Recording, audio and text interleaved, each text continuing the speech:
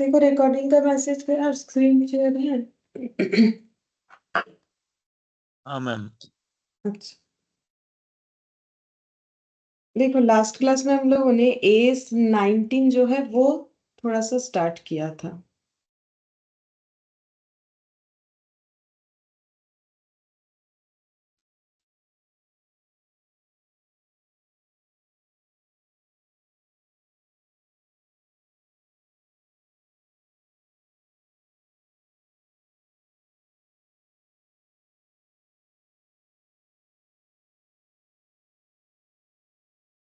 Admit ही नहीं हो रहा है।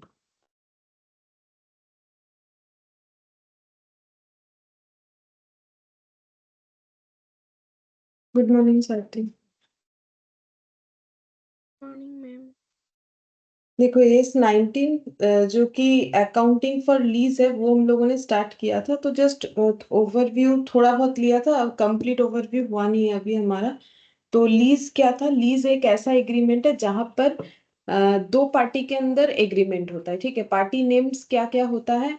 लेसर और लेसी बोला जाता है, ठीक है। पार्टी नेम होता है लेसर और लेसी। ये देखो, लेसर मतलब जो एसेट का ओनर है, ठीक है, और लेसी मतलब जो उस एसेट को रेंट पे ले रहा है। क्योंकि ये रेंट टर्म ज्यादा होता है, इसे हम लोग लीज बोलते हैं, ठीक है। अब लीज में क्या होता है, जैसे हम लोग किसी के घर रेंट पे लेते तो उनका घर यूज करने का हमारे पास राइट्स आता है, वैसे ही लेसी को राइट आएगा, राइट मिलेगा, ठीक है, कि वो लेसर का एसेट को यूज कर पाए फॉर ए स्पेसिफिक पीरियड, मतलब जितने दिन के लिए एग्रीमेंट हुआ है, और उसके बदले उसे क्या करना पड़ेगा? पेमेंट करना पड़ेगा। जैसे मैंने एग्जांपल दिया था, मिस्टर ए ने एक गाड़ी लिया है 5 साल के लिए XYZ से 5000 से। तो ये देखो, जो मिस्टर ए ने लिया है वो लेसी, ठीक है, XYZ लेसर, और 5 इयर्स जो है वो लीज टर्म हो गया। और जो 5000 करके पर एनम पे करना है उसको हम लोग 3 नाम से जान सकते हैं, लीज रेंटल, लीज पेमेंट और मिनिमम लीज पेमेंट भी बोला जाता है, ठीक है। दो तरीके का मेनली लीज होता है, ऑपरेटिंग और फाइनेंस, ठीक है। ऑपरेटिंग लीज जो है वो नॉर्मल रेंट एग्रीमेंट के तरह ही होता है, जिसका मैंने थोड़ा जर्नल एंट्री से बताने का कोशिश किया था, ठीक है। ये ओवरव्यू था, बाकी हम लोग आज और भी डिटेल्स में करेंगे। तो जहां पर एग्रीमेंट हुआ डे वन में, तो एग्रीमेंट पे कोई एंट्री कोई भी पार्टी नहीं करता है, ना तो लेसर ना तो लेसी, ये तो जस्ट एग्रीमेंट पेपर बना। उसके बाद जैसे ही फर्स्ट ईयर खत्म हुआ तो लेसर अपने तरफ से क्या करेगा? पैसा रिसीव करेगा, कितना? जितने का एग्रीमेंट हुआ था एसेट का यूज करने का, तो ये एंट्री करेगा cash bank to lease rental income, और ये बोलेगा lease rental to cash bank. तो एक पार्टी पेमेंट करेगा, कौन? लेसी। जो पेमेंट करेगा उसका कैश या बैंक आउटफ्लो होगा, जिसको पैसा मिलेगा, जैसे रेंट मिलेगा एक पार्टी को, रेंट एक पार्टी को देना पड़ेगा, ठीक है। जिसको देना पड़ेगा उसके लिए एक्सपेंस, इसीलिए लीज रेंटल एक्सपेंस डेबिट, और जिसको मिलेगा उसके लिए इनकम क्रेडिट हो जाएगा। अब किसको मिलेगा और किसको देना पड़ेगा वो तो पार्टी नेम से ही पता चलेगा, ठीक है। मतलब जैसे यहाँ XYZ और ए, मतलब अब क्वेश्चन रहा, तो बाकी इन जनरल पार्टी नेम तो लेसर और लेसी। लेसी जो है जो रेंट पे लेता है, लेसर जो है रेंट पे देता है, ठीक है। और क्योंकि एसेट XYZ के पास यानी लेसर के पास ही रह जाता है, तो डिप्रिशिएशन भी वही बुक करेगा। डिप्रिशिएशन टू फिक्स्ड एसेट, जिसको आज के डेट पे PPE बोला जाता है, फिक्स्ड एसेट कम नहीं बोला जाता है नॉर्मली, ठीक है, क्योंकि PPE आ गया है तो फिर हमें वही यूज करना पड़ेगा। फाइनेंस लीज क्या होता है? फाइनेंस लीज में कुछ ऐसा होता है कि नॉर्मली ऐसे होगा, देखो, more like XYZ selling the car to mister A on EMI basis on loan means XYZ will not receive full money upfront, XYZ will receive it in instalment. मतलब क्या होता है, इन लीज रेंटल ही payment करते जाना है लेसी को, लेकिन जब ये एग्रीमेंट खत्म होगा तो एसेट जो है वो लेसर लेसी को बेच देगा, ठीक है। ऐसा अगर एग्रीमेंट बना हुआ है। फाइनेंस लीज में क्या होता है, एट लास्ट एसेट जो है वो लेसी को मिल जाता है, ठीक है। तो उस केस में एंट्री क्या होगा? उस केस में लेसर को पहले से ही पता होगा कि मेरे पास से ही एसेट चला जाएगा। मतलब ये कार का जो एग्जांपल दिया था उसमें क्या है कि कार जो है वो लेसी को मिला है, ठीक है, लेसी यूज कर रहा है, और जब 5 इयर्स खत्म हो जाएगा तो लेसर उसे बेच भी देगा, ठीक है। तो ऐसे लीज को फाइनेंस लीज बोलते हैं। तो उसमें एंट्री क्या होगा? अब इसके बुक से एसेट चला जाएगा तो एसेट क्रेडिट, इसके पास एसेट आएगा तो एसेट डेबिट, ठीक है। और ये देखो, पूरा पैसा क्योंकि एक ही बार में नहीं मिलता है, तो हम लोग यहाँ पर ये बैंक डेबिट नहीं कर सकता, ये बैंक क्रेडिट नहीं कर सकता है, थोड़ी ना पूरा पैसा एक बार में दे रहा है, एक बार में तो पैसा नहीं दे रहा है।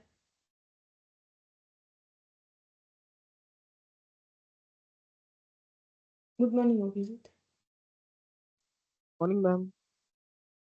तो देखो यहाँ पर एक बार में तो पैसा नहीं दे रहा है ना, तो ऐसे पार्ट पेमेंट हो रहा है, इंस्टॉलमेंट, तो वैसे रिसीवेबल अमाउंट, तो लीज रिसीवेबल, इसके लिए लीज पेबल।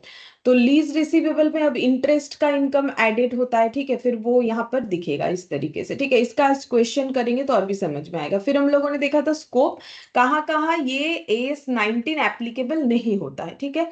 तो ये तुम लोग पढ़ोगे तो समझ जाओगे, जस्ट याद करना पड़ेगा थोड़ा बहुत कि कहाँ कहाँ नहीं होता है, जैसे कि natural resources like oil gas वगैरह, लैंड, क्योंकि लैंड का लीज जो है ना वो 99 ईयर्स का होता है, तो इसीलिए उस पे ये अकाउंटिंग एप्लीकेबल नहीं होता है। पेटेंट, मैन्युस्क्रिप्ट्स, ठीक है, फिल्म वीडियो रिकॉर्डिंग्स, ये सब पे AS19 एप्लीकेबल नहीं होता है। लीज टर्म क्या था? लीज टर्म था, देखो यहाँ पर काफी सारा चीज हम लोगों ने देखा था, it includes non cancellable period plus renewal period. जैसे 5 साल के लिए लीज किया तो ये नॉन कैंसिलेबल है। रिन्यूअल पीरियड मतलब ऑप्शन टू रिन्यू, जैसे मिस्टर ए को अगर लग रहा है कि वो XYZ से जो कार लीज पे लिए है वो आगे भी 3 साल उसे रिन्यू करेंगे, ठीक है। तो फिर अगर रिन्यू करने का सर्टेनिटी है, ठीक है, देखो मैंने लिखा था, अगर रीजनेबल सर्टेनिटी उन्हें लगता है तो उनके लिए लीज पीरियड 8 ईयर्स हो जाएगा, मतलब 5 ईयर्स तो है ही, +3 8 ईयर्स। और अगर उनको ऐसा लगता है कि रीजनेबल सर्टेनिटी नहीं है तो सिर्फ 5 ईयर्स ही लिखेंगे, ठीक है। फिर लीज पेमेंट, लीज रेंटल या मिनिमम लीज पेमेंट क्या होता है, इसका मैंने काफी सारा एग्जाम्पल देके तुम लोगों को समझाया था यहाँ पर, ठीक है। तो ये अलग अलग एग्जाम्पल्स था, ये तुम लोग जो है खुद से एक बार फिर से देख सकते हो। अच्छा, अब हम लोग यहाँ पर अभी देखो, थोड़ा सा मैंने रिकॉल करवा दिया, क्योंकि एज है तो थोड़ा मुझे लगता है रिकॉल करवा देना चाहिए, इसीलिए मैंने थोड़ा रिकॉल करवा दिया। अब हम लोग पढ़ेंगे indication of finance lease. Finance lease का इंडिकेशन क्या था, ये पॉइंट मैंने लिखवा के यहाँ पर रखा था कि इसी से हम लोग कंटिन्यू करेंगे। तो इंडिकेशन ऑफ फाइनेंस लीज में लिखो, फॉलोइंग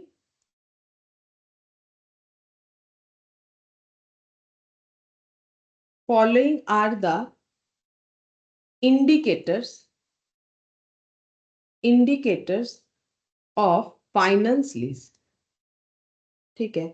कोई लीज फाइनेंस लीज है वो हमें कैसे समझ में आएगा? फाइनेंस लीज का मतलब होता है वो लीज जिस लीज में एसेट एट लास्ट जो है वो हम लोग का लेसी को बेच दिया जाएगा, ठीक है। पहला पहला कंडीशन लिखो, द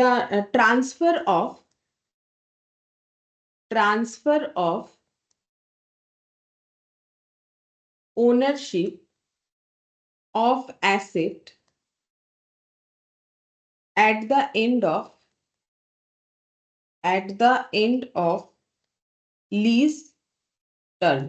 मतलब ऐसे ही एग्रीमेंट बना हुआ था कि जैसे ही लीज टर्म खत्म हो जाएगा उसके बाद एसेट का ओनरशिप जो है लेसी को ट्रांसफर कर दिया जाएगा। अगर इस तरीके का एग्रीमेंट बना हुआ है तो उसे हम लोग बोलते हैं फाइनेंस लीज। या फिर और एक ऑप्शन भी हो सकता है, मतलब और एक चीज भी हो सकता है, the option lessee has the option to purchase asset at a price lower than fair value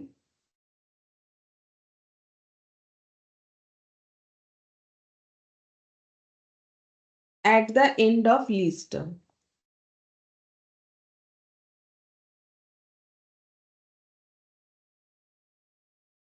मतलब या फिर ऐसे अगर कुछ है कि लेसी के पास ऑप्शन है कि वो एसेट को परचेस कर सकता है lower than the fair value. Fair value मतलब मार्केट में जो वैल्यू चल रहा है उससे कम में, अगर उसे परचेस करने का ऑप्शन मिले लीज टर्म के एंड में।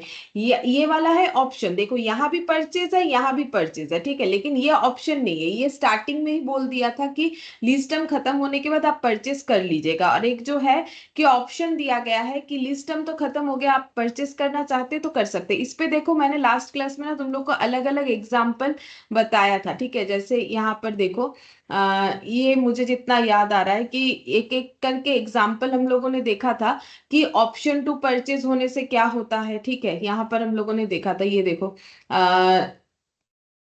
जीआरवी, ये जीआरवी समझा था, ठीक है, मुझे अभी तो याद नहीं आ रहा है, शायद मैंने बोला था, तो अभी फिर से बता देते हैं। देखो सिंपल बात है कि दो तरीके का हम लोग का सेल हो सकता है। एक तो जब एग्रीमेंट हुआ तभी बता दिया गया कि मान लो कार को 5 इयर्स यूज करना है, उसके बाद ये आपको बेच देंगे, ठीक है। कौन बोल रहा है? लेसर बोल रहा है, लेसी को। तो वो एग्रीमेंट के टाइम पे पता चल गया, मतलब transfer of ownership of asset eight the end of lease term, ये पहले से पता है।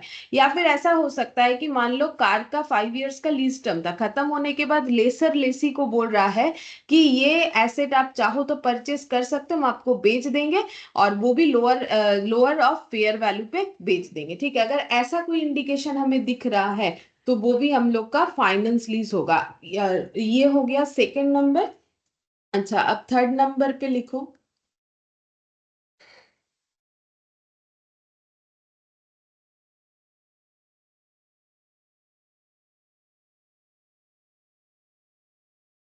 थर्ड नंबर पे,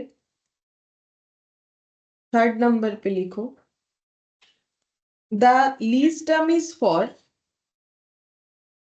the lease term is for major part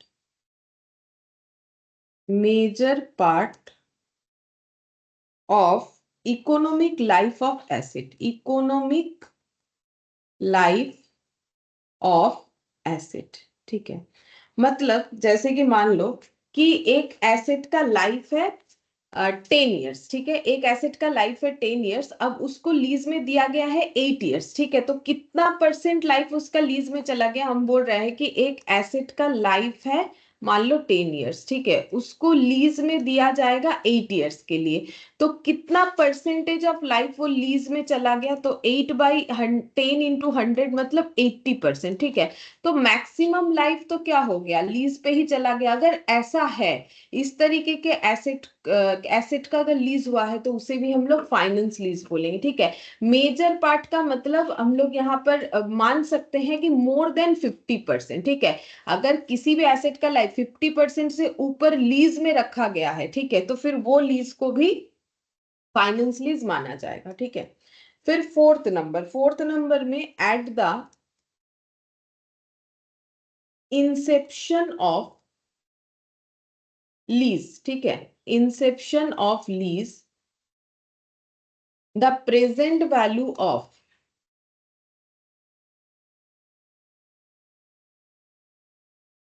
minimum lease rental,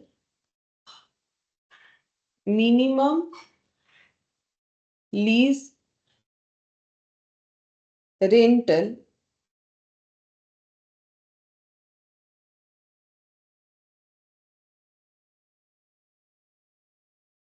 minimum, एक second, at the inception of lease the present value of the minimum lease rentals cover the substantial, covers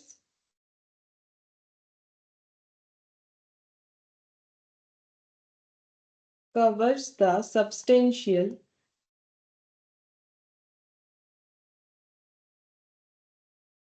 fair value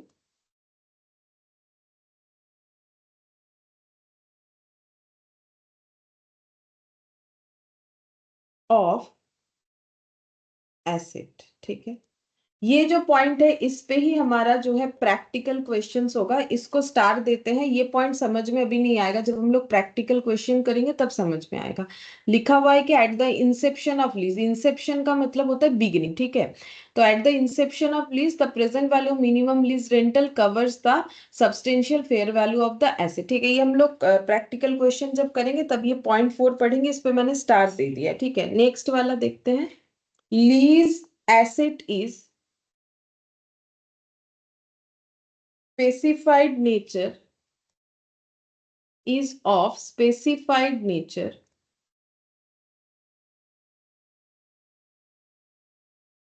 such that only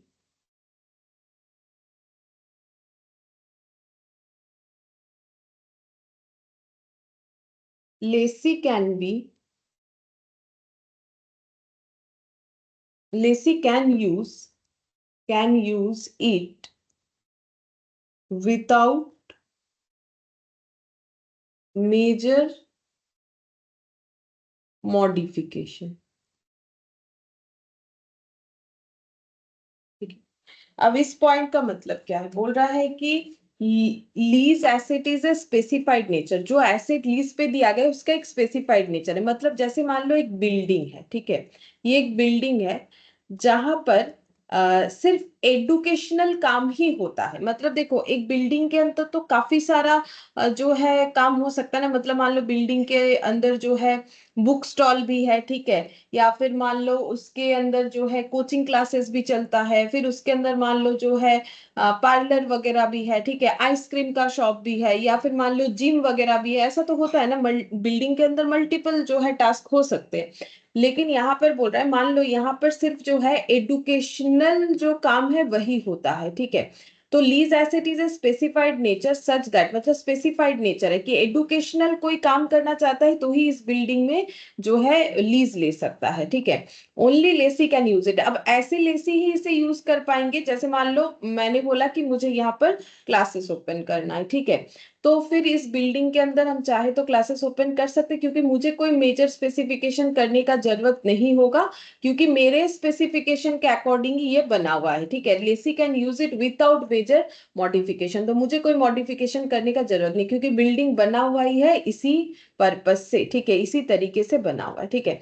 तो ये 5 जो indication है ना, ये 5 में से देखो अभी जो मैंने लिखवाया, ये 5 में से अगर कोई भी एक इंडिकेशन हमें दिख जाता है तो हम लोग बोलेंगे हम लोग का लीज क्या है, फाइनेंस लीज है, ठीक है। ये फाइनेंस लीज का इंडिकेशन है। ये जो 5 पॉइंट्स देख रहे हो, ये 5 पॉइंट में से अगर एक भी, ठीक है, एक भी पॉइंट अगर एप्लीकेबल होता है, मतलब हम यहाँ पर लिखते हैं दीज इफ एनी, ऐसे लिख देते, इफ एनी वन कंडीशन, ठीक है, if any one condition is met means it is a finance lease, ठीक है, मैंने ऐसे लिख दिया। अगर ये 5 कंडीशन में से एक भी कंडीशन मैच हो जाता है तो हम लोग उस लीज के कैरेक्टरिस्टिक्स को बोलेंगे कि ये फाइनेंस लीज है, ठीक है। जैसे कि पहले कि ओनरशिप ट्रांसफर, तो ओनरशिप दो तरीके से ट्रांसफर हो सकता है। एक तो देखो पहले ही एग्रीमेंट जब स्टार्ट हुआ कि ये एसेट जो है आप 5 साल यूज कीजिए लीज पे, फिर आपको ओनरशिप ट्रांसफर कर देंगे। दूसरा होता है कि 5 साल एग्रीमेंट खत्म होने के बाद बोला गया कि अगर आप खरीदना चाहो तो खरीद सकते हो, that is option to purchase, ये अगर हुआ तो भी फाइनेंस लीज। इसके अलावा अगर मेजर पार्ट ऑफ कोई भी एसेट का या फिर major part of its economic life, economic life भी क्या होता है अभी देखेंगे, अगर मेजर पार्ट किसी एसेट का लीज में चला गया है तो उसे भी उस तरीके के लीज को फाइनेंस लीज बोलेंगे। फोर्थ नंबर न्यूमेरिकल के साथ देखेंगे। और फिफ्थ नंबर है लीज एसेट अगर स्पेसिफाइड नेचर पे बना हुआ है, जिसे लेसी, जिसको उस तरीके का स्पेसिफिकेशन चाहिए वही यूज कर सकता है, तो इसे हम लोग बोलेंगे फाइनेंस लीज, ठीक है। अच्छा, और एक पॉइंट भी पढ़ते हैं, देखो यहाँ पर जैसे हम लोग का ये कितना नंबर पॉइंट था, ये हम लोग का शायद 5th नंबर था, ठीक है। चलो अब 6th नंबर पॉइंट में लिखो,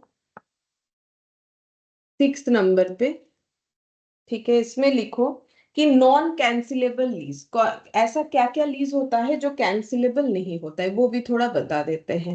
ये है हमारा सिलेबस में, नॉन कैंसिलेबल लीज, ठीक है। कौन सा लीज ऐसा है जो कि कैंसिलेबल नहीं है, तो यहाँ पर लिखेंगे it is a lease that is cancellable only,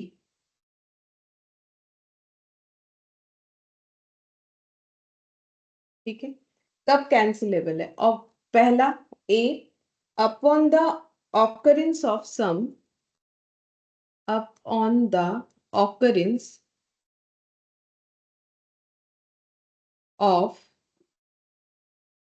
some remote contingency, remote contingency, ठीक है।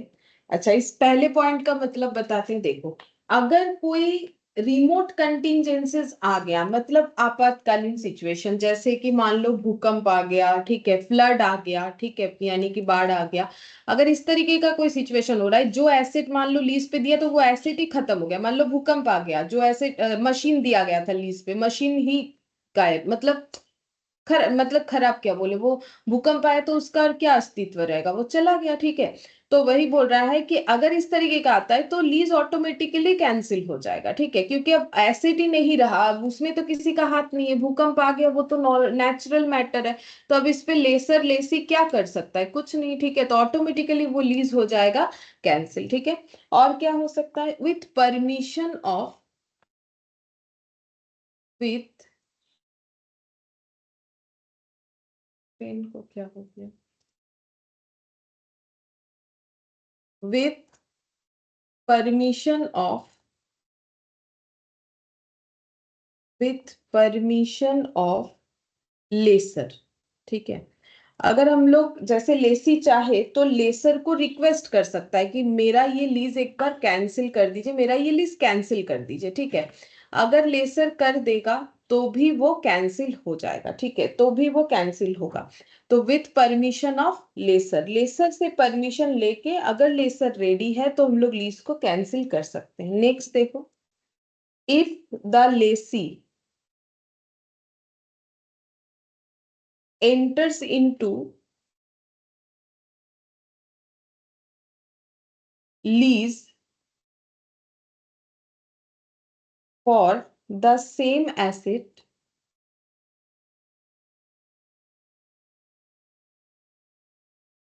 or equivalent asset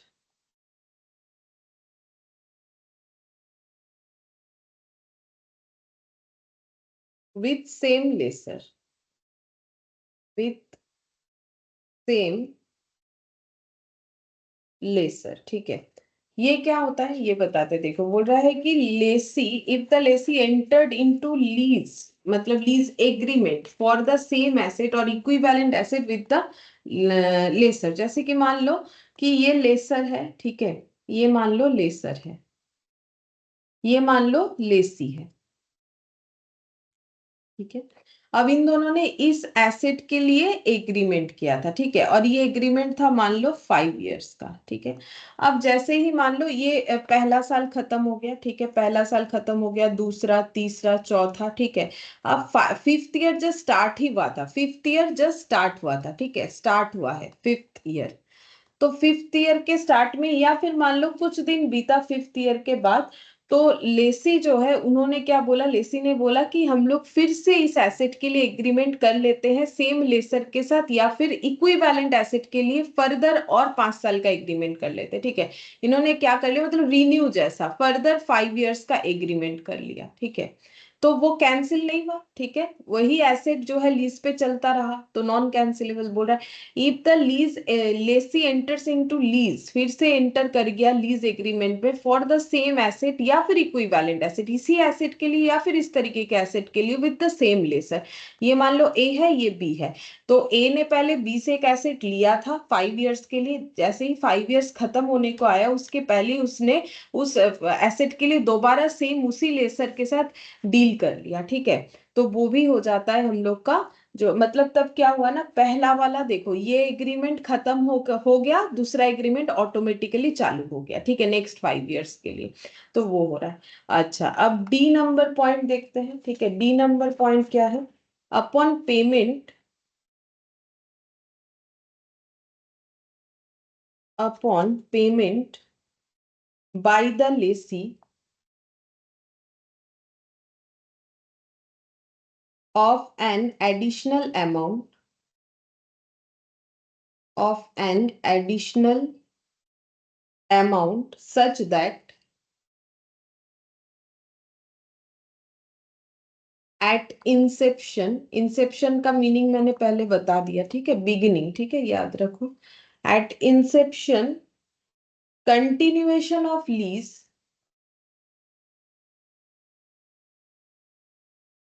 continuation of lease is reasonably certain, is reasonably certain, ठीक है, ये certain ई है इसमें। हम्म, देखो बोल रहा है कि upon payment of lease, upon payment by the Lesi of an additional amount, मतलब जैसे मान लो, यहाँ पर हम फिर एक स्टोरी बनाते, ये मान लो है लेसर, ठीक है, ये मान लो है लेसी, ठीक है, इसको हम ए नाम दे देते लेसर को, इसको मैंने बी नाम दे दिया, ठीक है। अब क्या हुआ था, upon payment by the Lesi of an additional amount such that at Inception, मतलब जब इन दोनों में मान लो इस एसेट को लेके लीज एग्रीमेंट हुआ था, तब स्टार्टिंग में ही बी ने क्या किया था, लीज का जो रेंटल है वो तो पे करना ही है, उन्होंने 1 लाख रुपीज जो है एडिशनल दिया था। जो लीज रेंट देना है वो तो देना ही है, वो तो देंगे ही, उसके लिए उसके साथ कोई लिंक नहीं है, लेकिन उन्होंने एडिशनल अमाउंट दिया था एट इंसेप्शन, यानी बिगिनिंग, जब लीज का एग्रीमेंट हुआ था तभी बिगिनिंग में दिया था, किस बात का, continuation of lease is reasonably certain, क्योंकि इनको लग रहा था, जैसे मान लो ये जब इस एसेट के लिए लीज लिया गया था तो वो 5 इयर्स का था, तो बी का कहना है भाई 5 इयर्स तो एग्रीमेंट में लिखा हुआ है, वो तो हम लोग करने ही वाले हैं 5 इयर्स इस एसेट का जो है हम लोग लीज एग्रीमेंट, लेकिन हम लोग को इस बात का सर्टेनिटी है कि फ्यूचर में भी हम लोग इस एसेट को और भी यूज करेंगे, तो ताकि एग्रीमेंट खुद ब खुद जो रिन्यू हो जाए, ठीक है, तो फिर मतलब बोलने के लिए 5 साल है, हम लोग इसे तो कंटिन्यू यूज करते जाएंगे, ये बात है, ठीक है। ये तो लिखित में दिख रहा है कि 5 इयर्स है, लेकिन हम लोग को तो आगे भी इसको यूज करना ही है, ये हम लोगों ने अपने दिमाग में रख लिया है, ठीक है, ये हमारा प्लानिंग है, सर्टेनेबली रीजनेबली सर्टेन है, ठीक है, सर्टेनिटी काफी रीजनेबल है, तो इसीलिए हम लोगों ने शुरुआत में ही जब हम लोगों ने एग्रीमेंट किया था मिस्टर ए के साथ, तभी उनको एक्स्ट्रा 1 लाख भी दे दिया, ठीक है, क्यों दिया है, क्योंकि हम लोग इस एग्रीमेंट को कंटिन्यू करेंगे ही करेंगे, ठीक है, रीजनेबली सर्टेन का मतलब कंटिन्यू करेंगे ही करेंगे। तो ये हो गया नॉन कैंसिलेबल लीज। एक लीज नॉर्मली नॉन कैंसिलेबल होता है, ये मैंने लास्ट क्लास में ही तुम लोग को बोला था, जो लीज टर्म होता है उसके अंदर ये कैंसिल नहीं होता है, ये देखो यहाँ पर हम लोगों ने देखा था, it is include non cancellable period, जो पीरियड के लिए कैंसिलेबल नहीं होता है, ठीक है, और रिन्यूअल पीरियड कब ऐड होता है वो भी मैंने बता दिया था, ठीक है। अब नॉन कैंसिलेबल पीरियड मतलब तो लीज टर्म जिसमें वो कैंसिल नहीं होने वाला, इसके अलावा यहाँ पर क्या बोला है देखो, यहाँ पर बोल रहा है कि कब हम लोग का लीज जो है कैंसिल हो सकता है, अगर कोई भूकंप वगैरह आ गया, मतलब रिमोट कंटिजेंसीज, ठीक है, लेसर ने परमिशन दिया, अगर हम लोग परमिशन लिए तो लेसर ने परमिशन अगर दे दिया तो कैंसिल हो सकता है, अगर हम लोगों ने एसेट का यूज होते होते ही फिर से उसका जो है एग्रीमेंट नया बना लिया, उसको फर्दर यूज करने के लिए इक्विवेलेंट एसेट सेम लेसर के साथ बना लिया, तो भी हमारा प्रीवियस वाला कैंसिल हो जाता है। और ये वाला जो है कि हम लोग पहले से ही 1 लाख दे दिए हैं कि हाँ ये एसेट तो हमें रिजनेबली सर्टेन है कि हम लोग फ्यूचर में भी यूज करेंगे, सिर्फ 5 साल का बात नहीं है, तो ऑटोमेटिकली ये वाला 5 साल वाला एग्रीमेंट जो है जब कंप्लीट होगा तो वो ऑटोमेटिकली जो है कैंसिल होके दूसरा वाला एग्रीमेंट बन जाएगा, ठीक है। तो ये हो गया पॉइंट। अच्छा, अब नेक्स्ट हम लोग इस पे क्या पढ़ेंगे, अब नेक्स्ट टर्म हमें पढ़ना है 6th नंबर में, लिखो, ये शायद 5th नंबर था, ऑपरेटिंग लीज। एक सेकंड देख लेते हैं ये 5th नंबर था कि कितना था, 6th नंबर था, ठीक है। तो 7th नंबर में लिखो ऑपरेटिंग लीज। ऑपरेटिंग लीज क्या है, अदर देन फाइनेंस लीज, ठीक है, जो लीज फाइनेंस फाइनेंस लीज नहीं है वही ऑपरेटिंग लीज है, ठीक है, तो वो हमें कैसे पता चलेगा, तो देखो मैंने 5 इंडिकेटर्स अभी थोड़ी देर पहले लिखवाया था ना कि 5 इंडिकेटर्स होता है फाइनेंस लीज का, अगर ये 5 इंडिकेटर्स हमें नहीं दिख रहा है तो वो लीज हम लोग का ऑपरेटिंग लीज होगा। अच्छा, अब नेक्स्ट हम लोग पढ़ेंगे इकोनॉमिक लाइफ, ठीक है, अभी थोड़ी देर पहले हम लोग को एक डेफिनेशन दिखा था ना इकोनॉमिक लाइफ, ठीक है, इकोनॉमिक लाइफ का डेफिनेशन नहीं दिखा था, किसी डेफिनेशन के अंदर शायद हमें ये वर्ड दिखा था इकोनॉमिक लाइफ बोल के, ठीक है, ये देखो इकोनॉमिक लाइफ ऑफ एसेट, ठीक है, वो उसका major part of economic life of asset अगर 50% से ज्यादा लीज में जाएगा तो वो फाइनेंस लीज कहलाएगा। अब इकोनॉमिक लाइफ का मतलब क्या बोला है AS19 ने, इन्होंने बोल रखा है period over which asset is expected to be economically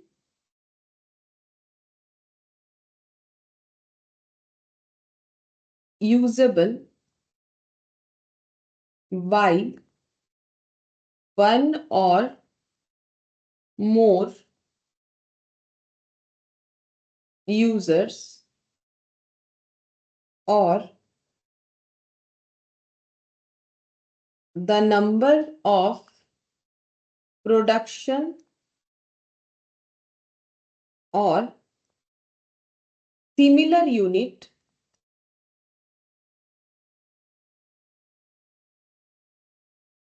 expected to be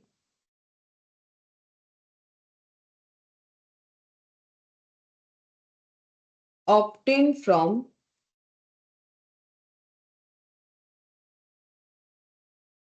the asset by one or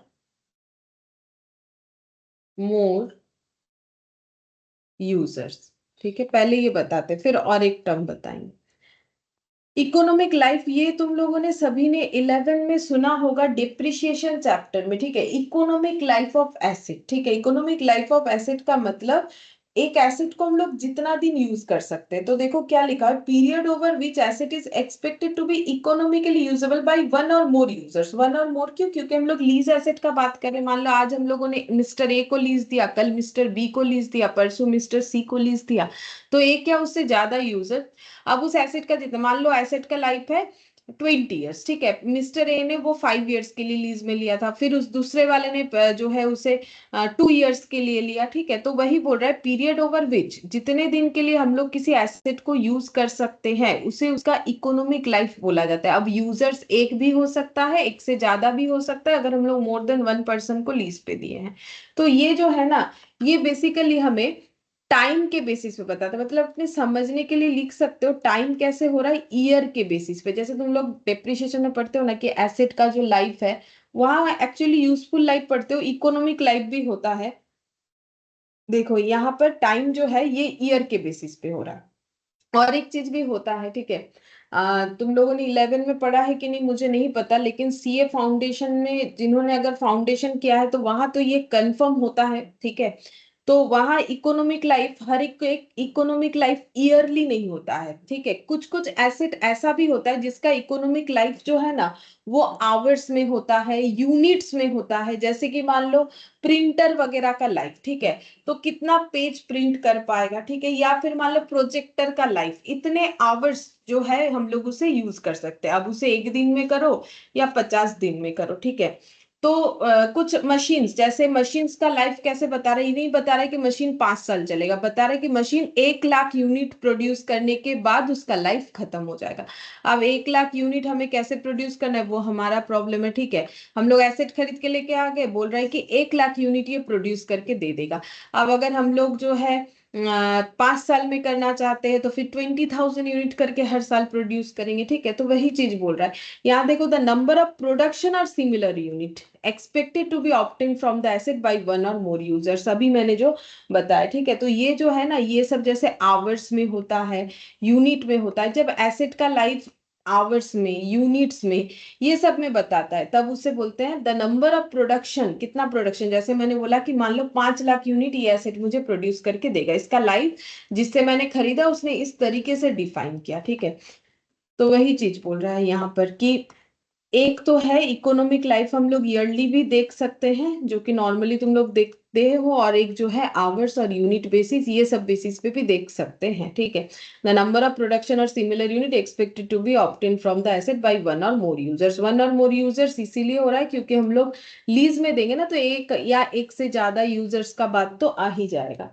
और एक टर्म होता है यूजफुल लाइफ। अब ये क्या होता है यूजफुल लाइफ? ये भी तुम लोगों ने डेप्रिसिएशन में नाम तो सुना होगा। यूजफुल लाइफ क्या होता है? यूजफुल लाइफ का मतलब है period over which, period over which asset is expected to be used expected to be used by lessee और ये और भी ना बीच में लिखोगे तो अच्छा होगा, मतलब ये भी हो सकता है या फिर ये भी हो सकता है। और यहाँ पर नंबर ऑफ प्रोडक्शन और और similar units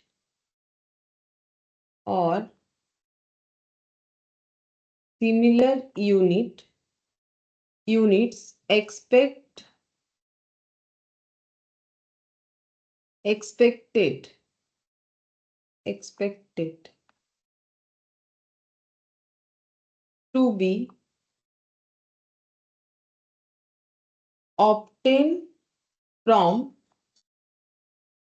asset by the lessee।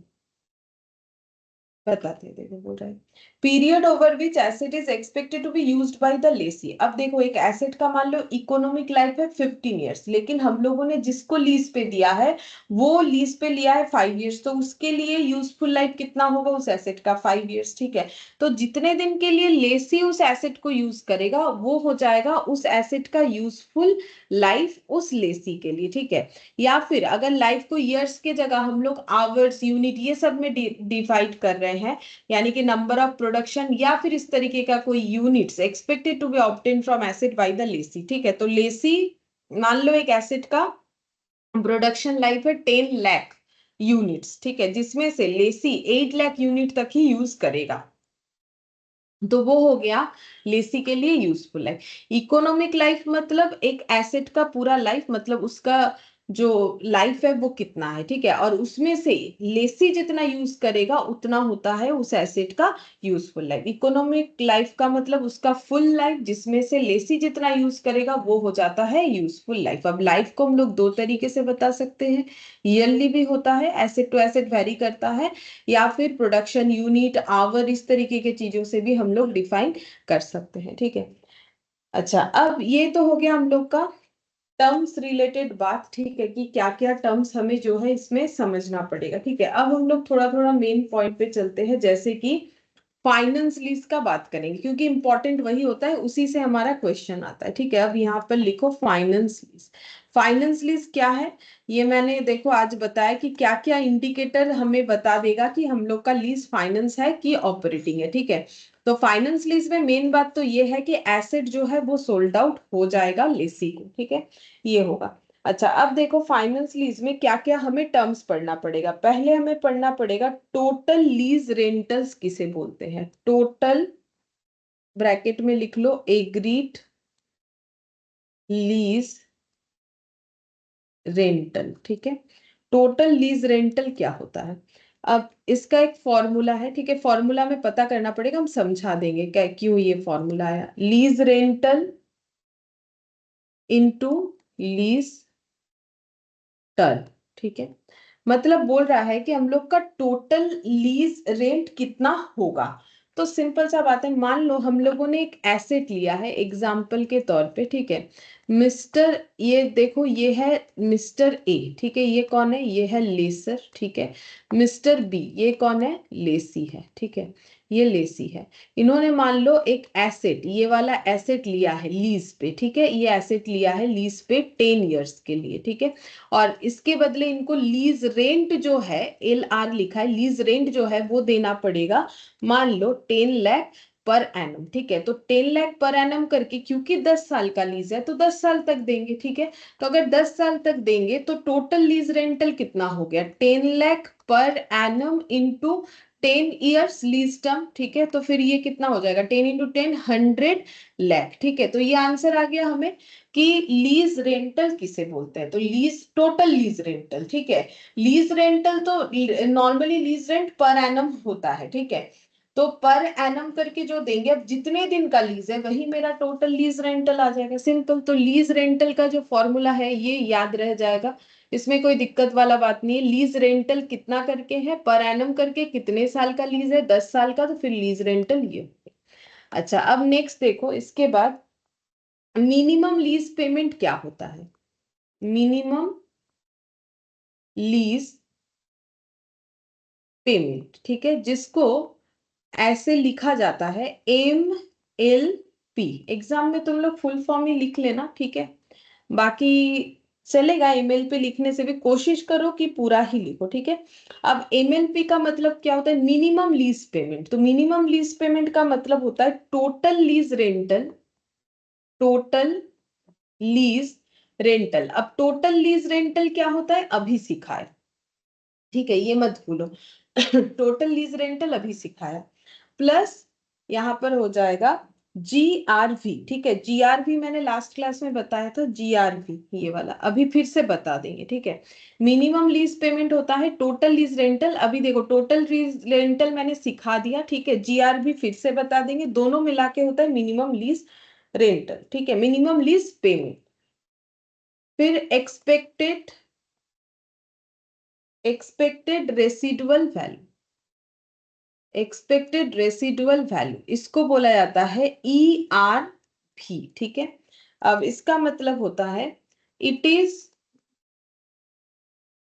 The estimated fair value, it is the estimated fair value, fair value लिखा है मैंने F.V, fair value of leased asset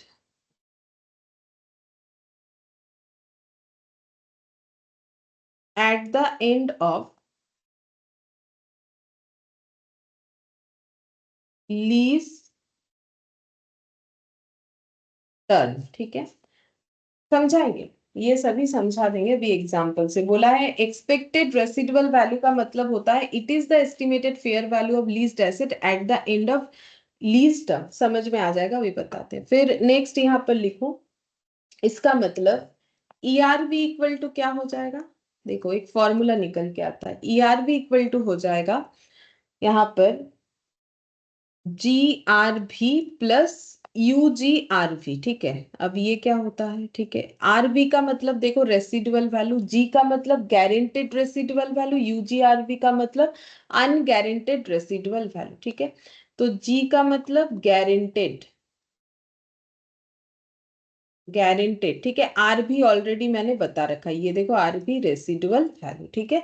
और GRV UGRV अनगारंटेड, अनगारंटेड,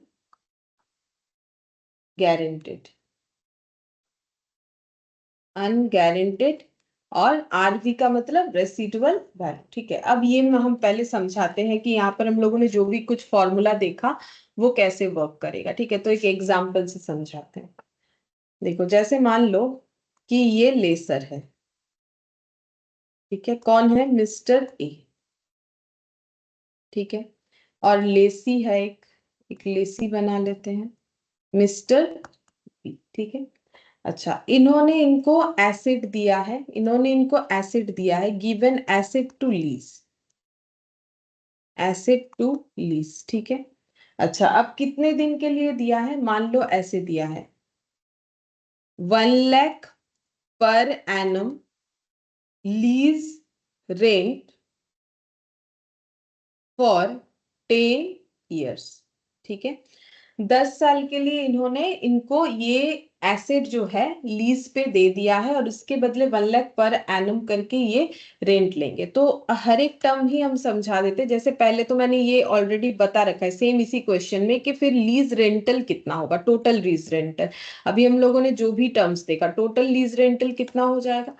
total lease rental हो जाएगा, simple सा बात है, 1 लाख करके देते जाना है 10 साल तक, तो रुपीस कितना हो जाएगा? 10 लाख। और अगर 10 लाख लोगे तो 100 लाख हो जाएगा, मैंने यहाँ 10 लाख लिया था, एक ही बात है, जो भी ले सकते हो।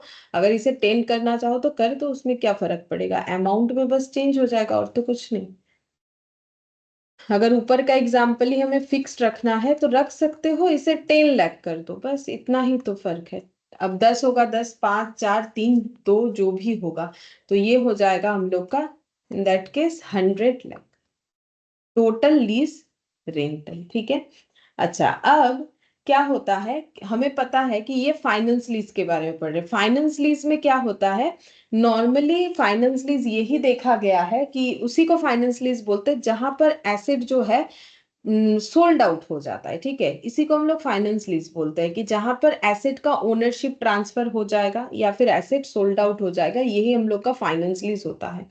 तो यहाँ पर एक्चुअली क्या होगा, लेसी के पास ओनरशिप चला जाएगा और लेसी क्या करेगा, इस एसेट को एक टाइम बाद बेच सकता है क्योंकि उसके ओनरशिप में है तो वही बेचेगा। अब लेसर के दिमाग में क्या चल रहा है पता है, लेसर ये सोच रहा है कि ये एसेट का जब लाइफ खत्म हो जाएगा, ठीक है, तो इसका एक्सपेक्टेड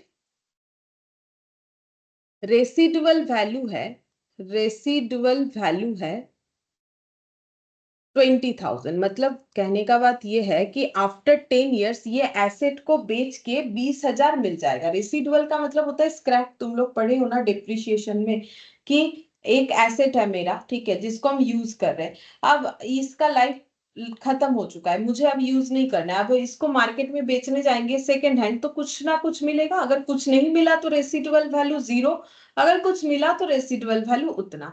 तो अब इनको लग रहा है कि भाई ये एसेट तो बेचेंगे जब आफ्टर 10 ईयर्स, इसका अगर लाइफ टाइम मान लेते हैं, तो फिर ये 20,000 मिलेगा। लेकिन क्योंकि ओनरशिप इनके पास है, क्योंकि ये फाइनेंस लीज है, ठीक है, ओनरशिप क्योंकि इनके पास है, क्योंकि ये फाइनेंस लीज है, तो ये 20,000 किसको मिलेगा, ये 20,000 ओनरशिप क्योंकि इनके पास है तो ये 20,000 जो है इनको मिल जाएगा। ठीक है, अब 20,000 एग्जैक्ट मिलेगा ऐसा कोई गारंटी नहीं होता है। जैसे मुझे लग रहा है कि मेरा सेकेंड हैंड कोई एसेट है जिसको बेच के मुझे इतना पैसा मिलेगा, अब मार्केट में जाने से पता चलेगा, जरूरी तो नहीं है कि इतना ही मिले।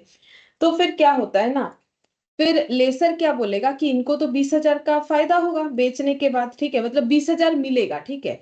तो फिर ये कह रहे हैं कि लेसर को ये बात बता रहे हैं, ठीक है, लेसर को बोल रहे हैं, लेसर को मतलब मिस्टर बी को ये बोल रहे हैं कि मुझे लीज रेंटल के साथ साथ मुझे क्या देना है, मुझे दो गारंटेड रेसिडुअल वैल्यू, मुझे रेसिडुअल वैल्यू भी दे दो। ठीक है, मतलब एक्चुअली इनका डिमांड क्या है, मुझे 20,000 भी दे दो। तो लेसी क्या बोल रहा है, लेसी बोल रहा है ठीक है, हम रेसिडुअल वैल्यू दे देंगे क्योंकि मुझे रेसिडुअल वैल्यू उससे मिलेगा, लेकिन हम 20,000 नहीं देके हम कितना देना चाहते हैं, हम 8,000 देना चाहते हैं। ठीक है, तो हम 100 लाख तो देंगे ही, वो तो 10 लाख 10 लाख पर एनम देंगे, और हम कितना देंगे, मान लो 12,000, हम गारंटी दे रहे हैं कि हम 12,000 दे देंगे। ठीक है, तो ये हो गया गारंटेड रेसिडुअल वैल्यू। ये देखो गारंटेड रेसिडुअल वैल्यू यहाँ पर दिख रहा था तुम लोग को। गारंटेड रेसिडुअल वैल्यू का मतलब एक फाइनेंस लीज में दिए गए ऐसे जो रेसिडुअल वैल्यू है उसमें से जितना देने का गारंटी लेसी कर रहा है उसे हम लोग बोलते हैं गारंटेड रेसिडुअल वैल्यू। और ये दोनों को जब हम लोग मिला लेंगे, ठीक है, ये दोनों वैल्यू जब हम लोग का मिल जाएगा तो वो आता है मिनिमम लीज पेमेंट। ये देखो यहाँ पर फॉर्मूला वही था। मिनिमम लीज पेमेंट का मतलब क्या है, मिनिमम अगर इस एसेट को यूज करना है फाइनेंस लीज में तो मिस्टर बी को मिस्टर ए को क्या देना पड़ेगा, 10 लाख करके 10 ईयर्स, प्लस एकदम एंड ईयर में जाके 10th ईयर के एंड में जाके 20,000 भी देना पड़ेगा, जो कि उन्होंने गारंटी दिया था कि ये गारंटेड रेसिडुअल वैल्यू हम आपको दे देंगे। ठीक है, और इस पे मैंने लास्ट क्लास में तुम लोग को काफी सारा चीज बताया भी था। फिर होता है एक्सपेक्टेड रेसिडुअल वैल्यू, यहां पर दिया हुआ है। अब इसका मतलब क्या होता है, बोल रहे जीआरवी प्लस यूजीआरवी। देखो एक्सपेक्टेड रेसिडुअल वैल्यू क्या होगा, तो ये देखो एक्सपेक्टेड रेसिडुअल वैल्यू क्या है अकॉर्डिंग टू लेसर 20,000। ठीक है, अब इसमें से देखो इसमें से लेसी ने कितना देने का प्रॉमिस किया है, 12,000, तो गारंटेड रेसिडुअल वैल्यू, और जितने का गारंटी नहीं दिया 8,000, उसको हम लोग बोलेंगे अनगारंटेड रेसिडुअल वैल्यू। ठीक है, ये देखो यहाँ पर क्या बोला है, it is the estimated fair value of leased asset eight the end of lease term. मतलब ये अंदाजा लगाया गया है, इट इज एस्टिमेटेड, अंदाजा, ठीक है, क्योंकि अगर मान लो हम अपना लैपटॉप को 5 साल बाद बेचने जा रहे हैं मार्केट में और मुझे लग रहा है 20,000 मिल जाएगा, तो एक्सपेक्टेड है, एस्टिमेटेड है, जरूरी थोड़ी ना है 20 ही मिलेगा, ज्यादा कम भी मिल सकता है।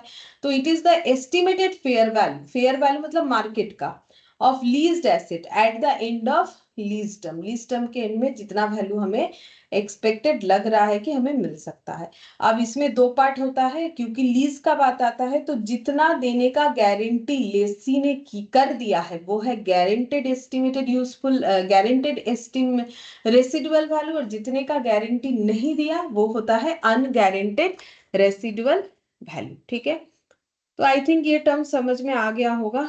टोटल लीज रेंटल क्या होता है, मिनिमम लीज पेमेंट क्या होता है, तो मिनिमम कितने का प्रॉमिस किया, लॉजिक है देखो, 10 लाख करके 10 साल तो देना ही है, और एंड ऑफ 10th ईयर में 20,000 भी देना है। ठीक है, तो ये हम लोग का हो गया मिनिमम लीज पेमेंट।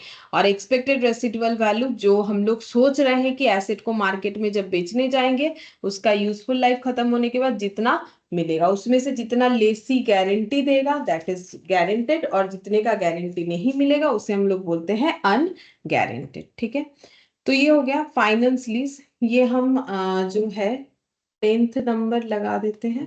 इसके बाद 11th नंबर देखो, इसमें हमें क्या समझना है, value of asset, value of asset to be recognized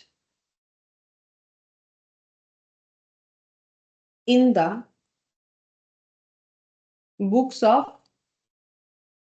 Lesi. ठीक है, तो अभी हम लोग सीखेंगे कि लेसी के बुक्स में, ठीक है फाइनेंस लीज का ही बात चल रहा है, लेसी के बुक्स में एसेट का रिकॉर्डिंग, मतलब अभी हम लोग अकाउंटिंग सीखेंगे। अभी तो देखो टर्म सीख रहे थे, कुछ फॉर्मूला सीखा कि क्यों कैसा होता है। अब हम लोग अकाउंटिंग सीखेंगे क्योंकि हमें तो एंट्री वगैरह करना है, क्योंकि हम लोग तो अकाउंट्स पढ़ रहे हैं ना। ठीक है, तो ये सब तो कैलकुलेशंस करने का तरीका है, अब एंट्री कैसे होगा। तो देखो लेसी अपने बुक्स में कैसे एंट्री करेगा, तो लेसी अगर फाइनेंस लीज में कोई एसेट ले रहा है तो उसका पहला एंट्री तो ये होगा, एसेट अकाउंट डेबिट। ठीक है, क्योंकि एसेट उसके पास आ जाता है। अब अगर वो टू बैंक कर देगा तो वो बात गलत हो जाएगा, क्योंकि अपफ्रंट पेमेंट नहीं होता है। मतलब फाइनेंस लीज में एसेट का ओनरशिप जरूर मिलेगा, लेकिन ऐसा थोड़ी कि आज ही पैसा देके हम एसेट लेके आ गए, ये तो पॉसिबल नहीं होता है ना। तो टू बैंक नहीं होगा, टू क्या होगा, टू होता है लेसर। ठीक है, कि हम लोग धीरे धीरे उनको पेमेंट करेंगे, तो एंट्री होता है टू लेसर। अब बात यह है कि यहाँ अमाउंट क्या लगेगा। ठीक है, यहाँ पर जो अमाउंट है वो कितना लगना चाहिए वो हमें सीखना पड़ेगा, कि हम लोग एसेट को कितने में बुक करें। अच्छा, तो अब एसेट को कितने में बुक करें, इस पे कंफ्यूजन ये हो सकता है कि हमें तो पता ही नहीं कि ये एसेट, देखो एसेट को बुक करना है तो एसेट का तो एक्वर्ड कॉस्ट पता होना चाहिए ना। तो लेकिन खरीदा तो हमने नहीं है, लेसी थोड़ी ना खरीदता है। जैसे देखो यहाँ मिस्टर ए और मिस्टर बी में जो डील हुआ फाइनेंस लीज का, तो मिस्टर बी अगर एसेट का वैल्यू अपने बुक्स में रिकॉर्ड करना चाहते हैं, अब उन्होंने तो वो एसेट खरीदा नहीं था, खरीदा तो मिस्टर ए ने, तो उनको कैसे पता चलेगा कि एसेट का वैल्यू कितना है। ठीक है, तो उनके पास दो ऑप्शन है, वो एक काम अपना क्या खर्चा लग रहा है वो देख सकते हैं। तो वो तो देख रहा है कि इस एसेट को खरीदने के लिए मुझे 10 लाख करके 10 साल तक देना पड़ेगा। ठीक है, और क्या कर सकते हैं वो खर्चे को, ठीक है जो मतलब जो मिनिमम लीज पेमेंट है, बेसिकली मिनिमम लीज पेमेंट जो है ना, यानी lease rental plus guaranteed residual value, ये इसका प्रेजेंट वैल्यू निकाल सकते हैं। हम समझाते हैं क्या होता है, या फिर fair value of asset whichever is lower. ठीक है, हम यहाँ पे लिख देते हैं पहले, फिर हम समझा देते हैं। ठीक है, इसको कैसे बुक करना पड़ेगा पहले लिख देते हैं साइड में। यहाँ पर लिखेंगे प्रेजेंट वैल्यू। ठीक है, ये प्रेजेंट वैल्यू है ऑफ मिनिमम लीज पेमेंट, ये मैंने फुल फॉर्म ऑलरेडी लिखवाया है, मिनिमम लीज पेमेंट और fair value of asset whichever is lower. बताते हैं कैसे होगा विच एवर इज लोअर। तो हम इसी के नीचे ही एग्जाम्पल से समझाते, जैसे देखो ये वाला एग्जाम्पल ही देखो। ठीक है, जैसे मान लो हमें 10 years तक 1 2 3 4 5 6 7 8 9 10, ठीक है मैंने यहाँ 10 तक कर लिया, ये हटा देते हैं।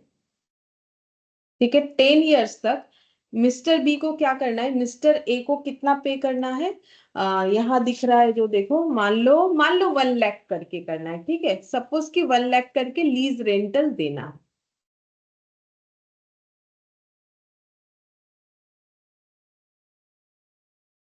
ठीक है, 1 2 3 4 5 6 7 8 9 10, ठीक है। अच्छा, अब इसका फेयर वैल्यू, इस एसेट का जो फेयर वैल्यू है, सपोज इस एसेट का फेयर वैल्यू है 7 लाख। जो एसेट लीज पे गया है उसका फेयर वैल्यू है 7 लाख, ठीक है। अच्छा, अब हम लोगों ने सोचा कि ये एसेट को बुक्स में रिकॉर्ड करना है, तो फिर इसका वैल्यू कितने में रिकॉर्ड करें। तो हम लोगों ने मार्केट में देखा कि इसका फेयर वैल्यू चल रहा है 7 लाख, ठीक है। अच्छा, अब इसका फेयर वैल्यू तो 7 लाख है। आ, और यहाँ पर एक्चुअली मार्केट वैल्यू और फेयर वैल्यू में थोड़ा सा डिफरेंस होता है। देखो, मार्केट वैल्यू तो फ्लक्चुएट करता है, फेयर वैल्यू मतलब इसका वैल्यू क्या होना चाहिए, ठीक है। एग्जैक्टली इसका वैल्यू क्या होना चाहिए उसको फेयर वैल्यू बोलते हैं। मार्केट में जो है फ्लक्चुएट करता है तो इसको मार्केट वैल्यू नहीं फेयर वैल्यू बोलेंगे। जैसे देखो, तुम लोग कभी कंपनी अकाउंट्स किए हो तो शेयर का फेयर वैल्यू, इक्विटी शेयर का फेयर वैल्यू 10 माना जाता है जिसको नॉमिनल वैल्यू बोलते हैं। प्रेफरेंस शेयर का 100 माना जाता है, डिवेंचर का भी 100 माना जाता है। बाकी क्वेश्चन टू क्वेश्चन वेरी करता है। इसको बोलते हैं फेयर या नॉमिनल वैल्यू, कि भाई इस चीज का वैल्यू इतना होता है। बाकी देखो, अगर शेयर प्रीमियम पे चल रहा है तो उसका वैल्यू में प्रीमियम वैल्यू ऐड हो जाता है, डिस्काउंट में चल रहा है तो डिस्काउंटेड वैल्यू चला जाता है उस पे, ठीक है। तो ये हो गया हम लोग का फेयर वैल्यू, इसका 7 लाख हमें पता है। अब अगर मुझे क्या करना है, मुझे फेयर वैल्यू और जो मिनिमम लीज रेंटल पेमेंट है उसको मुझे क्या करना है, उसका विच एवर इज लोअर। अब ये 1 लाख तो मुझे कैसे मिलेगा, एक साल बाद 1 लाख देना है, फिर एक साल बाद 1 लाख, फिर एक साल बाद 1 लाख, ऐसे करके देना है। अच्छा, अब इसके साथ क्यों कंपेयर कर रहे हैं, अगर ऐसा किसी के दिमाग में आ रहा है, क्योंकि देखो, अब मिस्टर बी को तो नहीं पता लेसी को कि कितने का एसेट बुक करे, बट उनको तो ये पता है ना कि इस एसेट को लेने के चक्कर में इनको 1 लाख करके 10 साल तक देना पड़ेगा, ठीक है। तो ये मान सकते हैं कि ये मेरा जो है एसेट को लेने का खर्चा है। आराम से मान सकते हैं कि मुझे 10 लाख करके जो देना पड़ रहा है, या फिर 1 लाख, जैसे मैंने यहाँ 1 लाख ले लिया है, थोड़ा कैलकुलेशन की मतलब कैलकुलेशन आसान हुई इस वजह से। तो ये मान सकते हैं ना कि भाई 1 लाख करके मुझे 10 ईयर्स तक देना है, तो यही मेरे एसेट का वैल्यू होगा। लेकिन हमें रूल्स बोल रहा है AS 19 की वो वैल्यू और फेयर वैल्यू में कंपैरिजन करो, जो मिनिमम होगा उसको रिकॉर्ड करो। ये लोअर क्यों किया जाता है, बिकॉज ऑफ कंजर्वेटिज्म अप्रोच, जिस अप्रोच की वजह से हम लोग AS 2 में क्या करते हैं, स्टॉक का जो लोएस्ट वैल्यू है, ठीक है, कॉस्ट और NRV which ever is lower में बुक करते हैं। तो ये which ever is lower conservatism approach से आता है, ठीक है। तो यहाँ पर भी सेम चीज है, तो हमें फेयर वैल्यू पता करना पड़ेगा। और जो हम लोग का मिनिमम लीज पेमेंट है उसका मुझे क्या पता करना पड़ेगा, प्रेजेंट वैल्यू। प्रेजेंट वैल्यू का मतलब क्या होता है, देखो, अगर तुम लोगों ने टाइम वैल्यू ऑफ मनी पढ़ा है, देखो, जो कि कॉलेज में भी होता है, FM बोल के जो चैप्टर सब्जेक्ट होता है, अब शायद थोड़ा सा नाम इधर उधर हो, कॉलेज में होता है। और जिन्होंने फाउंडेशन किया है उनके लिए मैथमेटिकल चैप्टर में रहता है टाइम वैल्यू ऑफ मनी, ठीक है। वहां पर हम लोग ये पढ़ते हैं। और अगर कोई इंटर में FM भी पढ़ रहे हो तो वहां पर भी तुम लोग को दिखेगा, कॉलेज में भी ये रहता है, ठीक है। तो ये देखो, हम लोग कभी भी ना ये 1 लाख करके 10 लाख के साथ 7 लाख कंपेयर नहीं कर सकते। क्यों नहीं कर सकते हैं, क्योंकि 10 लाख मुझे 10 ईयर्स तक मिल रहा है, ठीक है। तो आज जो 1 लाख का वैल्यू है, एक साल बाद भले ही वो 1 लाख मुझे कोई दे रहा है, लेकिन उसका वैल्यू तो 1 लाख नहीं, आज मुझे कोई 10 रुपए दे रहा है, 5 साल बाद भी 10 रुपए दे रहा है, दोनों बात बराबर नहीं है। क्योंकि आज 10 रुपए से जो हम खरीद पाएंगे 5 साल बाद 10 रुपए से वो नहीं खरीद पाएंगे। तो इसीलिए आज अगर किसी चीज का 7 लाख का वैल्यू है, उसके साथ मुझे जो भी चीज का कंपैरिजन करना है उसका प्रेजेंट वैल्यू निकाल के करना पड़ेगा। मतलब अगर हम 10 लाख और 7 लाख में कंपेयर करेंगे तो मुझे 7 लाख ही कम दिखेगा। वैसे नहीं कंपैरिजन होता है। मुझे क्या करना है, ये जो 1 लाख करके मुझे पेमेंट करना है, लेसी के बुक्स में कर रहे हैं तो इसलिए हम बोल रहे हैं पेमेंट करना है। लेसी को जो पेमेंट करना है, लेसी देखेगा कि हम 10 साल तक जो 1 लाख पे करेंगे उसका टोटल आज का वैल्यू कितना है, उसका टोटल वैल्यू मतलब मुझे इकट्ठा निकालना है। तो तुम लोग बोलोगे 1 लाख इंटू 10, 10 लाख। 10 लाख तो 10 ईयर्स में हो रहा है, 1 ईयर 1 ईयर 1 ईयर के गैप में। टोटल वैल्यू जो है उसका मतलब टोटल वैल्यू 10 लाख, इसका मुझे प्रेजेंट वैल्यू निकालना है। मतलब एक साल बाद 1 लाख का प्रेजेंट वैल्यू कितना है, आफ्टर 2 ईयर्स 1 लाख का प्रेजेंट वैल्यू कितना है, ये कैलकुलेट करने के लिए हमें क्या दिया हुआ रहता है क्वेश्चन में, इंटरेस्ट रेट या फिर डिस्काउंटिंग फैक्टर वगैरह हमें दिया हुआ रहता है। उससे हम लोग प्रेजेंट वैल्यू कैलकुलेट कर पाएंगे, ठीक है। तो वो हम दिखाएंगे कैसे कैलकुलेट होता है। वैसे देखो, वो तो मैथमेटिकल चीज है, जो भी हम दिखा देंगे। तो 1 लाख करके हमें ये देखना है कि 1 लाख का जो है आज के डेट का वैल्यू मेरा कितना है, ठीक है। तो वो डिस्काउंटिंग रेट से निकल जाएगा। मान लो कि इसका प्रेजेंट वैल्यू निकला फॉर एग्जाम्पल 6,50,000। मैंने कुछ रेट वेट नहीं लगाया, मैंने जस्ट बोला कि मान लो कि 6,50,000 इसका वैल्यू निकला, प्रेजेंट वैल्यू, ठीक है। तो इस एसेट को हमें कितने में रिकॉर्ड करना है? प्रेजेंट वैल्यू ऑफ एमएलपी यानी कि 6,50,000, फेयर वैल्यू ऑफ एसेट यानी कि 7 लाख, और दोनों में जो लोअर है यानी 6,50,000। तो हम लोग इसको कितने में रिकॉर्ड करेंगे? 6,50,000 में रिकॉर्ड करेंगे। फिलहाल तो ये सीखना है हमें, ठीक है। तो हम लोग को क्या करना है, देखो एक लॉजिकल बात है कि हम लोगों को पता नहीं, हम लोग लेसी है कि ये जो एसेट हमारा ओनरशिप में आ रहा है उसे अगर बुक्स में दिखाना है, हमें पता ही नहीं वो एसेट कितने का है, क्योंकि खरीदा तो कोई और था। अब मुझे उस एसेट को अगर बुक करना है तो AS19 मुझे दो ऑप्शंस दिया है, ठीक है। बोला इन दोनों में जो लोअर होगा उस पर रिकॉर्ड करो। एक तो बोला इसका फेयर वैल्यू देखो कितना है, दूसरा बोला कि इस एसेट का जो लीज रेंटल है, ठीक है, जो लीज रेंटल है उसका क्या निकालो, उसका प्रेजेंट वैल्यू निकालो। क्यों? क्योंकि वो तो next next next next year तक जा रहा है, तो वो 10 लाख के साथ क्या कंपैरिजन है, क्योंकि 10 साल बाद 1 लाख का पेमेंट और आज 1 लाख का पेमेंट थोड़ी ना एक बात होता है। तो हमें ये सभी का प्रेजेंट वैल्यू निकालना है ताकि हम प्रेजेंटली जो फेयर वैल्यू है उसके साथ कंपेयर कर पाए। तो कंपेयर करके जो लोअर होगा उस पे इस एसेट को रिकॉर्ड कर लेना है, ठीक है। तो इस तरीके से ये एसेट का वैल्यू रिकॉर्ड होगा। अब मिनिमम लीज पेमेंट में देखो मैंने 1 लाख लिया है, तुम लोग बोलोगे यहाँ तो मैंने गारंटेड रेसिडुअल वैल्यू भी लिखा था। हाँ, अगर यहाँ जीआरबी है तो वो भी ऐड होगा, ठीक है, वो भी कंसिडर करना पड़ेगा, जीआरबी जो होगा एंड में, ठीक है।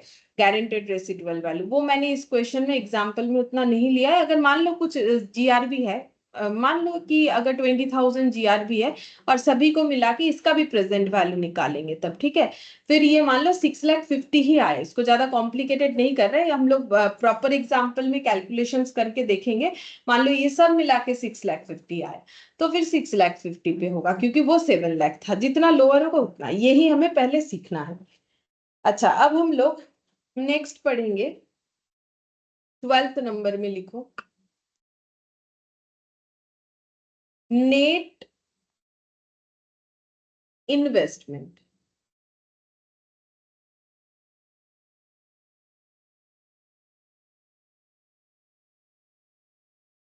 नेट इन्वेस्टमेंट क्या होता है? Present value of gross investment. अभी लिखो, समझा देंगे।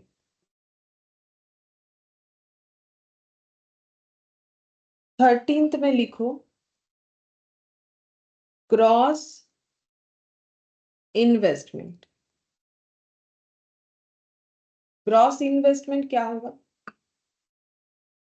Minimum lease payment plus UGR भी, ठीक है। तो यहाँ पर देखो मिनिमम लीज पेमेंट अभी अभी मैंने सिखाया क्या होता है। मिनिमम लीज पेमेंट होता है टोटल लीज रेंटल। अभी बहुत बार हम लोगों ने सीखा, ये फॉर्मूला याद हो जाना चाहिए। टोटल लीज रेंटल प्लस क्या हो जाएगा? GRV, गारंटेड रेसिडुअल वैल्यू, ठीक है, ये होता है MLP। अब बाकी बचा UGRV, अनगारंटेड रेसिडुअल वैल्यू, ठीक है। तो यहाँ पर हो जाएगा total lease rental plus GRV मिला के होता है, इसको मैं ऐसे लिखे ब्रैकेट ओपन करके, टोटल लीज रेंटल, ठीक है, प्लस GRV प्लस UGRV। थोड़ा सा इसका अलग ट्रांसफॉर्मेशन करेंगे तो देखो total lease rental plus ERV, ठीक है। ERV क्या ये सब था? हाँ ऑब्वियसली था। देखो मैंने लिखा क्या, नेट इन्वेस्टमेंट। नेट इन्वेस्टमेंट का मतलब है कि ग्रॉस इन्वेस्टमेंट का अगर हम लोग प्रेजेंट वैल्यू निकालेंगे तो हमें पता चल जाएगा कि नेट इन्वेस्टमेंट क्या है। अभी एग्जांपल से समझा देंगे। लेकिन ये ग्रॉस इन्वेस्टमेंट क्या है? ग्रॉस इन्वेस्टमेंट मतलब लेसी को टोटल कितना इन्वेस्ट करना पड़ेगा। तो सिंपल सा बात है, 1 लाख करके 10 ईयर्स के लिए 10 लाख, प्लस उसने गारंटी दिया है कि वो रेसिडुअल वैल्यू कितना दे देगा। जैसे कि इस एग्जाम्पल पे चलते हैं, यहाँ सारा चीज लिखा हुआ था। तो 10 लाख करके 10 ईयर्स ईयर्स के लिए 100 लाख देगा, ठीक है, तो उतना तो उसके इन्वेस्ट करना ही है, ग्रॉस इन्वेस्टमेंट में उतना तो आएगा ही।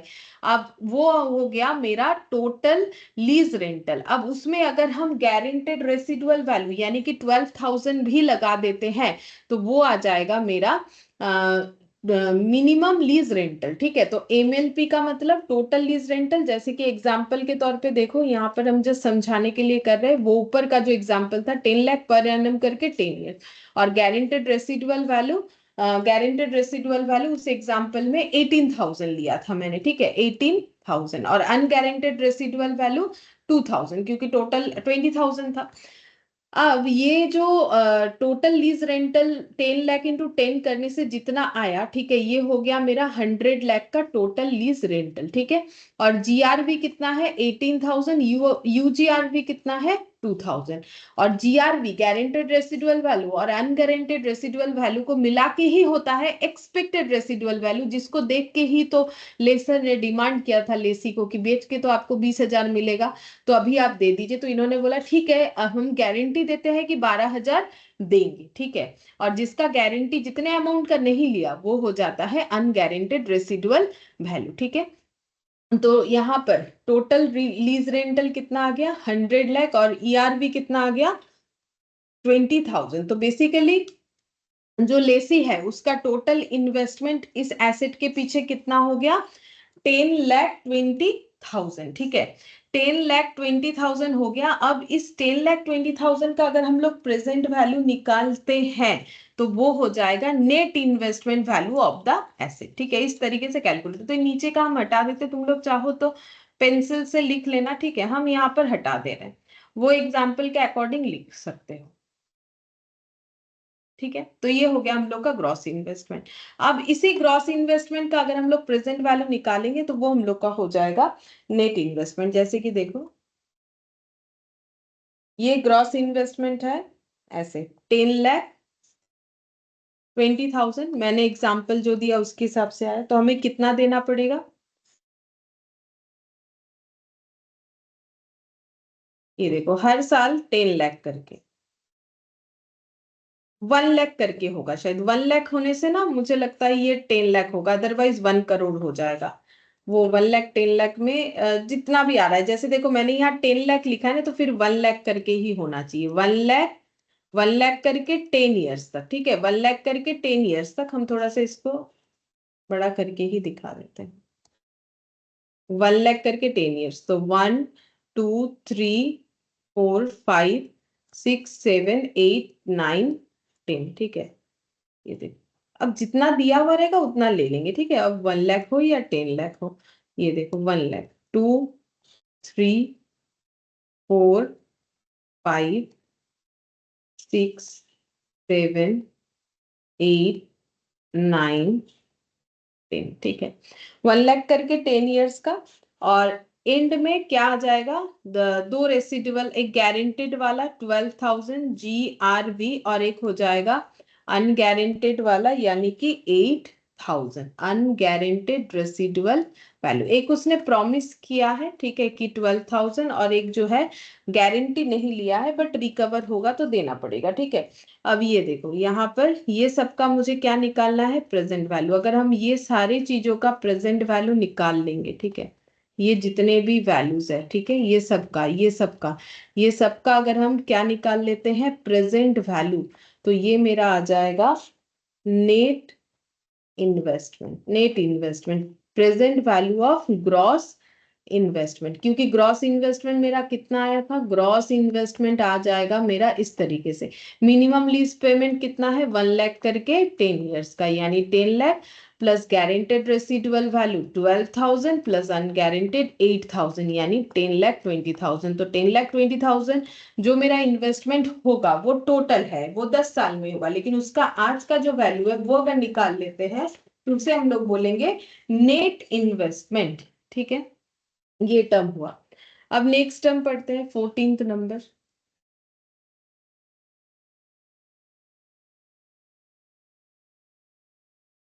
14th नंबर थे,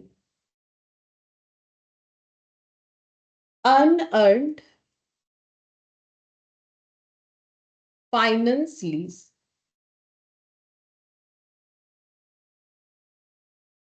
sorry, finance income,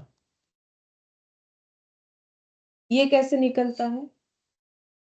gross investment minus net investment. ये क्या होता है? सिंपल सा बात, अगर तुम लोग देखो, मान लो तुम लोगों ने लोन पे कोई एसेट खरीदा, मान लो लोन पे तुम लोगों ने 15,000 रुपए का, या फिर मान लो 1.5 लाख का एक मोबाइल खरीद लिया। ठीक है, चलो थोड़ा बड़ा अमाउंट लेते हैं, लोन पे 1.5 लाख रुपए का मोबाइल ले लिया। लोन पे लेने का मतलब क्या हो गया? इसका मतलब तुम लोग पूरा पैसा भी नहीं दे पाओगे, तो उसे धीरे धीरे दोगे। ठीक है, तो अब मान लो तुम लोगों ने इंस्टॉलमेंट कर लिया, इंस्टॉलमेंट कर लिया, मान लो जो है 5 इयर्स का। ठीक है, तो 5 इयर्स का तो 1,50,000 डिवाइडेड बाई 5, यानी 30,000 करके देना पड़ेगा। आ, इसका एक काम करते हैं, 15 इयर्स कर लेते हैं। ठीक है, 15 इयर्स कर लेते हैं, 10,000 करके देना पड़ेगा। ठीक है, ईयरली मैंने कर दिया, बाकी इसे 5 करने से भी होगा, चलो कोई बात नहीं, जो भी करो। तो ये पर एनम आ गया। ठीक है, 10,000 पर एनम करके आ गया, क्योंकि मैंने ईयर से डिवाइड किया कि 10,000 पर एनम करके देंगे। लेकिन जो बेचेगा वो 10,000 करके नहीं लेगा। क्यों? क्योंकि उसके लिए तो लॉस है, क्योंकि उसे 1.5 लाख एक बार में मिल जाता अगर कैश में खरीद पाते हम लोग। अब वो अगर हमें फैसिलिटी प्रोवाइड कर रहा है कि ठीक है आप ये 15 साल तक 10,000 करके दे सकते हो, तो वो 10,000 क्यों लेगा? उससे तो उसका लॉस हो जाएगा। तब वो बोलेगा ठीक है, आप इस पे इंटरेस्ट भी देना, मतलब वो होता है ना नो कॉस्ट ईएमआई, अगर वो 10,000 पे ही हमें दे दे तो नो कॉस्ट ईएमआई, हमें कोई फाइनेंस चार्ज यानी इंटरेस्ट नहीं देना पड़े। लेकिन नॉर्मली ऐसा कम होता है, आज के डेट में बहुत सारा नो कॉस्ट ईएमआई होता है, लेकिन इतना जो लंबा पीरियड है उसके लिए नहीं होगा। तो अब मान लो ये बोल रहा है कि मुझे 12,000 करके पर एनम देना है, तो 12,000 पर एनम करके 15 इयर्स का देखो कितना होगा। देखो 1,80,000। ठीक है, तो ये कितना हो गया? 1,80,000। तो इन दोनों का जो डिफरेंस है, 1.5 लाख का मोबाइल खरीदने गए हम लोग इंस्टॉलमेंट पे, तो वो 180 का पड़ गया। मतलब 30,000 हम लोग का क्या हो गया?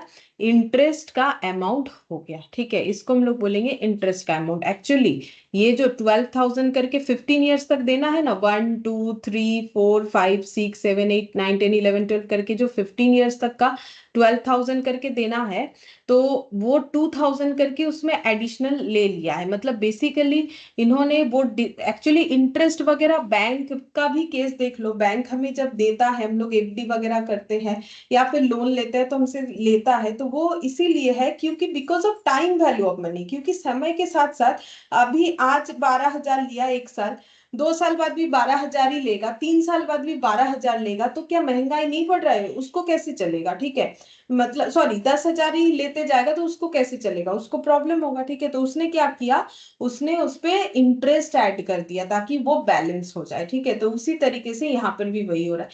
तो बेसिकली देखो, अर्न फाइनेंस फाइनेंस इनकम फिर कैसे हुआ, देखो यहाँ पर भी चेक करोगे तो वही समझ में आएगा। अगर हमारे पास पैसा होता, तो हमारा जो ग्रॉस इन्वेस्टमेंट 10,20,000 का दिख रहा है, ठीक है, उसका अगर हम लोग प्रेजेंट वैल्यू निकालते, ठीक है, उसका अगर हम लोग प्रेजेंट वैल्यू निकाल लेते, जो कि मैंने यहाँ पर दिखाया भी था, ये देखो मैंने यहाँ पर 6,50,000 दिखाया था। एक्चुअली अगर मेरे पास पैसा होता तो हम 6,50,000 से ये खरीद सकते थे, क्योंकि हम टाइम ले रहे हैं, 10 साल तक धीरे धीरे धीरे धीरे पेमेंट करेंगे। इस वजह से eight the end of the term मेरा पेमेंट 10,20,000 तक, 10,20,000 तक चला जा रहा है। अगर मेरे पास पैसा होता तो हम 6,50,000 से भी ये चीज ले सकते थे, लेकिन वो मुझे एट ए टाइम पे करना पड़ेगा। तो वही चीज बोल रहा है, तो इसका मतलब जितना भी एक्स्ट्रा पे करना पड़ रहा है बिकॉज ऑफ पार्ट पेमेंट, ठीक है, तो वही हम लोग का क्या हो जाएगा? वही हम लोग का इंटरेस्ट हो जाता है। ठीक है, ये देखो बिकॉज ऑफ पार्ट पेमेंट 2,000 करके मुझे ज्यादा देना पड़ेगा, 30,000, तो वही मेरा इंटरेस्ट हो गया। तो क्या लिखा हुआ था? Unearned finance income. ठीक है, तो फाइनेंस इनकम, फाइनेंस मतलब वही लोन वगैरह, फाइनेंस इनकम हम लोग का कितना हो गया?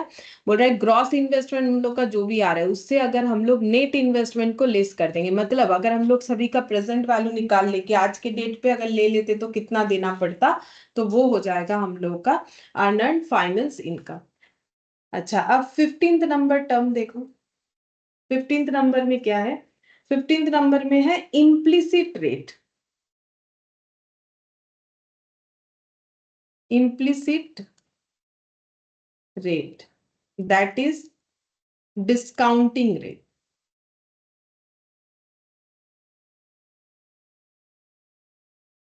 ये क्या होता है? It is the rate at which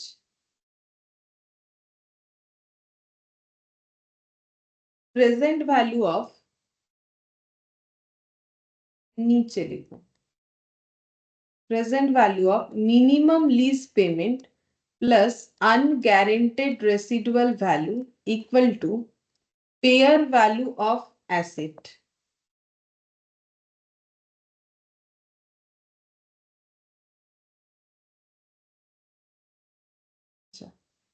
अब ये क्या हो जाएगा? Present value of MLP plus UGRV. देखो एमएलपी का मतलब क्या है, ध्यान से देखो। एमएलपी का मतलब है total lease rental plus GRV. ठीक है, total lease rental plus GRV plus UGRV, ये सब मिला के क्या हो जाता है? ग्रॉस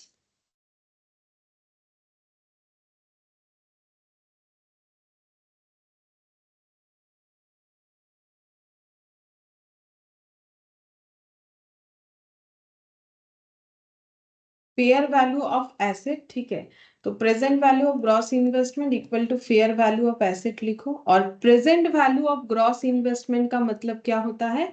देखो नेट इन्वेस्टमेंट। ठीक है, तो इसके जगह हम लोग लिख सकते हैं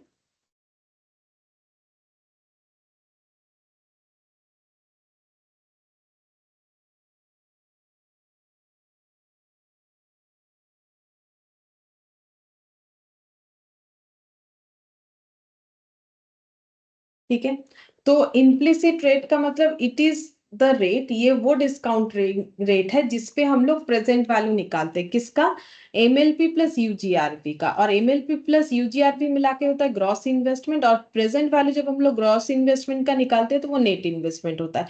और वो वैल्यू हमारे फेयर वैल्यू ऑफ एसेट के साथ बराबर होना चाहिए। ठीक है, जैसे कि इसको हम एक एग्जाम्पल से समझाते हैं जो कि तुम लोग के मैट में ही है, हम दिखाते हैं।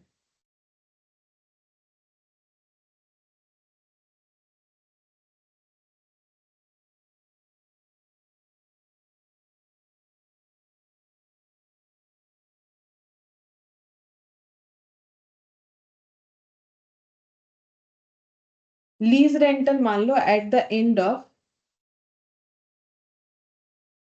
ईच ईयर इतना है। Lease term 5 years। GRV 25,000। UGRV 15,000। Fair value of asset 2 lakh at inception. Find implicit rate.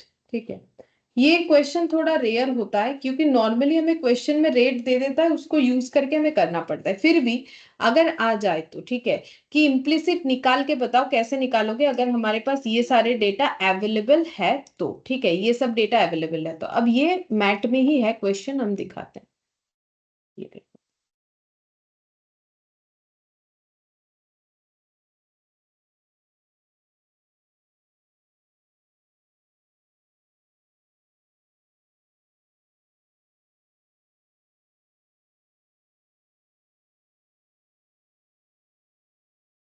हाँ चला गया।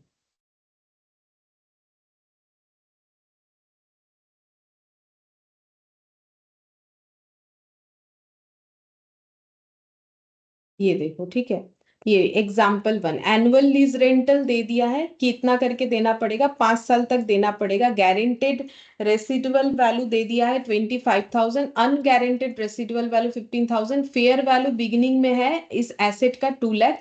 इंटरेस्ट रेट कैसे निकालेंगे? Implicit interest rate. ठीक है, तो यहाँ तो किया हुआ है, हम अपने हिसाब से तुम लोग को समझाते हैं। देखो कैसे करके निकालना होगा। मतलब हमें बोला क्या है कि एक एसेट है, जिसका लीज रेंटल है 50,000 पर मंथ करके।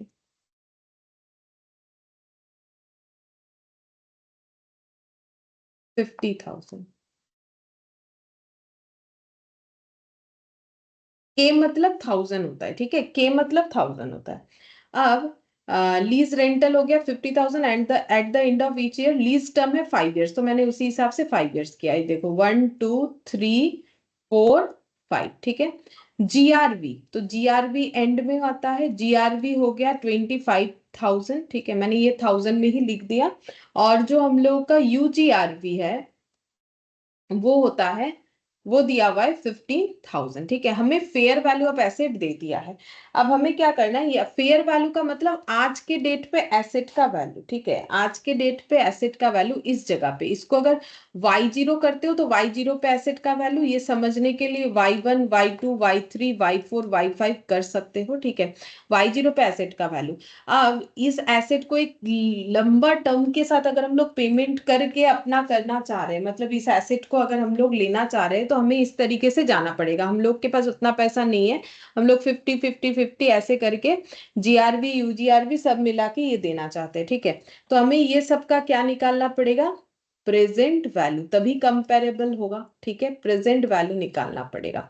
तो प्रेजेंट वैल्यू निकालने के लिए मैंने क्या बोला, हम लोग को क्या चाहिए, एक डिस्काउंटिंग रेट चाहिए, जिसको इम्प्लिसिट रेट बोलते हैं, लेकिन अगर वही हमारे क्वेश्चन में नहीं है तो हम लोग उसको कैसे निकाल सकते हैं, तो हम लोग इसको बोलते हैं ट्रायल मेथड, ठीक है। तो एफएम में ट्रायल मेथड ये वाला सिखाया जाता है, जो लोग एफएम करते हो, अगर उन्होंने कर लिया है, हो सकता है वो चैप्टर हुआ है तो किए हो, नहीं किए हो तो फिर करोगे, ठीक है, अगर एफएम पढ़ रहे हो। फिर भी हम यहाँ पर एक बार बताते हैं, देखो, जैसे हम मान लेते हैं, हमें ना कोई भी एक रेट एज्यूम करना पड़ेगा, जैसे कि हम मान लेते हैं कि एज्यूम रेट है मेरा 10%, ठीक है। अब देखो यहाँ पर कैसे करके बनाएंगे, ईयर, ये हो गया मेरा लीज रेंट, ठीक है, फिर यहाँ पर डिस्काउंटिंग फैक्टर, ठीक है, डिस्काउंटिंग फैक्टर, अब यहाँ पर प्रेजेंट वैल्यू, ठीक है। अच्छा, अब ईयर कितना है, 1 2 3 4 और 5, लीज रेंट कितना करके है, लीज रेंट है हम लोग का 50,000 करके, 50,000, ठीक है। और लास्ट वाले में ये दो चीज ऐड हो जाएगा, तो 25 + 15 मतलब 40 + 50, टोटल 90,000 कर दिया, ठीक है, क्योंकि लास्ट वाला प्रेजेंट वैल्यू हमारा ये तीनों मिला के आएगा, तो मैंने तीनों को ऐड ऑन कर दिए, चाहो तो अलग अलग निकाल सकते हो। अब डिस्काउंटिंग फैक्टर कितना होगा, जो मैंने इम्प्लिसिट रेट माना है कि 10%, ठीक है। अब 10% का मतलब ये होता है कि 100 रुपीज का वैल्यू 10 रुपीज से कम हो जाएगा, मतलब आज अगर कोई चीज लेने में 100 रुपीज लग रहा है, फ्यूचर में उसी चीज को लेने में 110 लगेगा, इतना डिस्काउंटिंग चल रहा है, ठीक है। तो उसके हिसाब से हमें करना पड़ेगा, तो इसको देखो इस तरीके से मैथमेटिकली किया जाता है, 10/100, 10/100 का मतलब हो जाएगा 1/10, मतलब 0.10, मतलब 1 रुपीज पे 10 पैसा, ठीक है। अब इसका इस तरीके से डिस्काउंटिंग फैक्टर निकाला जाता है, 1/1.110 टू दी पावर n, मतलब सीधा बात है, हम ये बोल रहे हैं कि 1 रुपए का चीज का वैल्यू 1 रुपए 10 पैसे से मिटेगा, मतलब आज जो 1 रुपए में मिल रहा है, फ्यूचर में वो 1.10 से मिलेगा। तो आज अगर किसी चीज का वैल्यू अगर मान लो कि 1 रुपए है, तो 1 साल बाद वो 1.10 होगा, ठीक है। तो आज अगर किसी चीज का वैल्यू 50,000 है, ठीक है, आज अगर 50,000 है किसी के पास, तो फ्यूचर में उसका वैल्यू हम लोग का कितना होगा वो हमें फाइंड आउट करना है, मतलब हम तुम लोग को यूनिटरी मेथड से एक बार बता देते हैं। सिंपल ऐसा हो जाएगा कि आफ्टर 1 ईयर 1 रुपीज 1.10 में चला जाएगा, ठीक है। तो 1.10 is the future value of rupees 1, ठीक है। तो 1 is the future value of 1.10, ठीक है। तो 50,000 जो फ्यूचर में हम लोग पे करेंगे, क्योंकि 1 ईयर बाद ना उसका आज का वैल्यू, मतलब y0 में उसका वैल्यू कितना है, तो 1/1.10 इंटू 50,000, ठीक है। ऐसे करके पहले वाला, दूसरे वाले में उस तरीके से, तीसरे वाले में इस तरीके से होगा। तो ये मैथमेटिकली क्या होता है, फर्स्ट ईयर में जो है 1 आएगा, सेकेंड ईयर में 1.10, ये देखो ये तो फिक्स रहेगा ना, 50,000 हमारा फिक्स रहेगा, और 1.10 का चेंजेस कैसे होगा, आफ्टर 1 ईयर 1/1.10, लेकिन आफ्टर 2 ईयर कितना, 1/1.10 एंड ऑल्सो डिवाइडेड बाई 1.10, इस तरीके से होगा, क्योंकि 2 बार डिस्काउंटिंग हो जाएगा, थर्ड ईयर में 3 बार, इसको डिस्काउंट बोलते हैं, पैसे का डिस्काउंटिंग होना। फोर्थ ईयर में 4 बार, फिफ्थ ईयर में 5th बार, ऐसे करके होना चाहिए। तो कैलकुलेशन जो है वो हम बता देते हैं। देखो कैलकुलेशन हम लोग का ये हो जाएगा, तो ये 1, देखो 1/1.1 करो, तो पहला बार आएगा डिस्काउंटिंग फैक्टर 0.909। ठीक है, मैंने 3 डिजिट ले लिया। फिर इक्वल अगर तुम लोग कैलकुलेटर में दोगे ना, तो तुम लोग का सेकेंड ईयर का ऑटोमेटिकली दिखाएगा 0.26। फिर इक्वल दोगे तो थर्ड ईयर का दिखाएगा, क्योंकि कैलकुलेटर में इस तरीके का सेटिंग है। ठीक है, तो मतलब वो बार बार डिवाइड करता जाएगा। पहले साल में एक बार डिवाइड, दूसरे साल में फिर एक डिवाइड था और एक डिवाइड कर लिया तो दूसरे साल का, फिर दूसरे साल के डिवाइड में फिर इक्वल मारा तो थर्ड ईयर का। इस तरीके से सारा डिस्काउंटिंग फैक्टर निकल जाएगा, इस तरीके से सारा डिस्काउंटिंग फैक्टर निकल जाएगा। फिर ये हो गया 0.620, मतलब ये 1 हो गया। ठीक है, अच्छा अब प्रेजेंट वैल्यू देखो यहाँ पर दिया हुआ है, ये देखो किया हुआ है इनका, इन्होंने 3 डिजिट करके ले रखा है, मैंने भी 3 डिजिट करके लिया। अब इन्होंने ये 90,000 को अलग अलग करके रखा है, मैंने एक ही बार में किया है, एक ही आंसर आएगा। ठीक है, तो अगर मल्टीप्लाई करेंगे तो यहाँ से देख देख के हम लिख देते हैं कितना आएगा। मल्टीप्लाई क्यों करें, मैंने बताया ना अभी, डिस्काउंटिंग फैक्टर मल्टीप्लाई होगा, क्योंकि 1.10 के लिए अगर 1 है तो 1 के लिए 1/1.10 इंटू 50,000। तो ये 1/1.10 का आंसर हो गया, और सभी में इंटू 50,000 होगा, तो पहला आंसर आ रहा है 45,450। ये देखो 45,450, हम देख देख के लिख रहे हैं, तुम लोग चाहो तो घर पे कैलकुलेट करके देख सकते हो। 37,550, 37,550, 34,150, और बाकी जो है ये लास्ट में, क्योंकि मैंने एक साथ किया है तो ये तीनों का टोटल जितना आएगा उतना होना चाहिए, तो ये तीनों का टोटल हम ऑलरेडी कर रखे हैं, तो वहां से लिख रहे हैं 55,000, तुम लोग चेक कर सकते हो अपने बुक से। ठीक है, तो टोटल हो जाएगा 214340। मतलब क्या हुआ पता है, जिस एसेट का फेयर वैल्यू 2 लाख है आज के डेट पे, वो एसेट अगर हम लोग इतने प्राइस पे धीरे धीरे धीरे धीरे ले रहे हैं, ठीक है, तो इसका आज का वैल्यू कितना है, आज का वैल्यू है 2,14,340। लेकिन हम लोग का ये वैल्यू कितना होना चाहिए, हम लोग का यहाँ फेयर वैल्यू ऑफ एसेट बोला है 2 लाख। अब देखो हम लोगों ने डिस्काउंटिंग फैक्टर कितना ले रखा है, 10%। ठीक है, जिससे मेरा 2 लाख से ऊपर आया। लेकिन अगर फेयर वैल्यू ही है 2 लाख, सोचो तो फिर मेरा डिस्काउंटिंग रेट ऐसा होना चाहिए जो कि 2 लाख के बराबर हो। ठीक है, 2 लाख से ज्यादा कैसे हो सकता है। अब तुम लोग बोलोगे यहाँ पर तो अभी मैंने सिखाया था कि फेयर वैल्यू और ये वाला, ठीक है, जो वाला मिनिमम होगा उस पे हमें रिकॉर्ड करना है, लेकिन उस पे तो हमें रेट दिया हुआ होने से हम लोग करेंगे, रेट दिया हुआ रहेगा तो फिर हम लोग वैसे करेंगे। लेकिन अगर हमें रेट ही निकालने बोल दिया है, क्वेश्चन में हमें क्या निकालने बोला है कि रेट ही निकालो कि कितने में डिस्काउंट, तो फिर हमें तो फेयर वैल्यू लेके ही चलना पड़ेगा ना, कि अगर हम कौन से रेट पे डिस्काउंट करें ताकि वो एटलीस्ट फेयर वैल्यू के साथ बराबर हो। ठीक है, कि उसका वैल्यू बोल तो रहा है 2 लाख है, तो फिर मेरा ये इन्वेस्टमेंट कितने डिस्काउंटिंग रेट पे 2 लाख जाएगा। ठीक है, अब हम मानते हैं मैंने 10% लिया, दूसरा रेट लेंगे हम 14%। ठीक है, क्यों 14% लेंगे, अगर तुम लोग कम रेट लोगे ना तो ये वैल्यू और बढ़ेगा और बढ़ेगा, क्योंकि 1 से डिवाइडेड बाई, मान लो 9% लोगे, तुम लोग ट्राई करके देखना। ठीक है, वो तो मैथ्स है, हम यहाँ पर ज्यादा मैथ्स तो नहीं बता सकते हैं। तो अगर तुम लोग 9% लोगे, 8% लोगे तो वो और भी बढ़ेगा। तो तुम लोग 14% लोगे तो जो डिस्काउंटिंग रेट आएगा ना वो थोड़ा बहुत जो है 2 लाख के आसपास आ सकता है, मतलब जो टोटल वैल्यू होगा। तो हम दिखाते, देखो फिर से 1 2 3 4 5 सेम कॉलम के अंदर हम लिख के दिखाते हैं। यहाँ पर वही 50,000,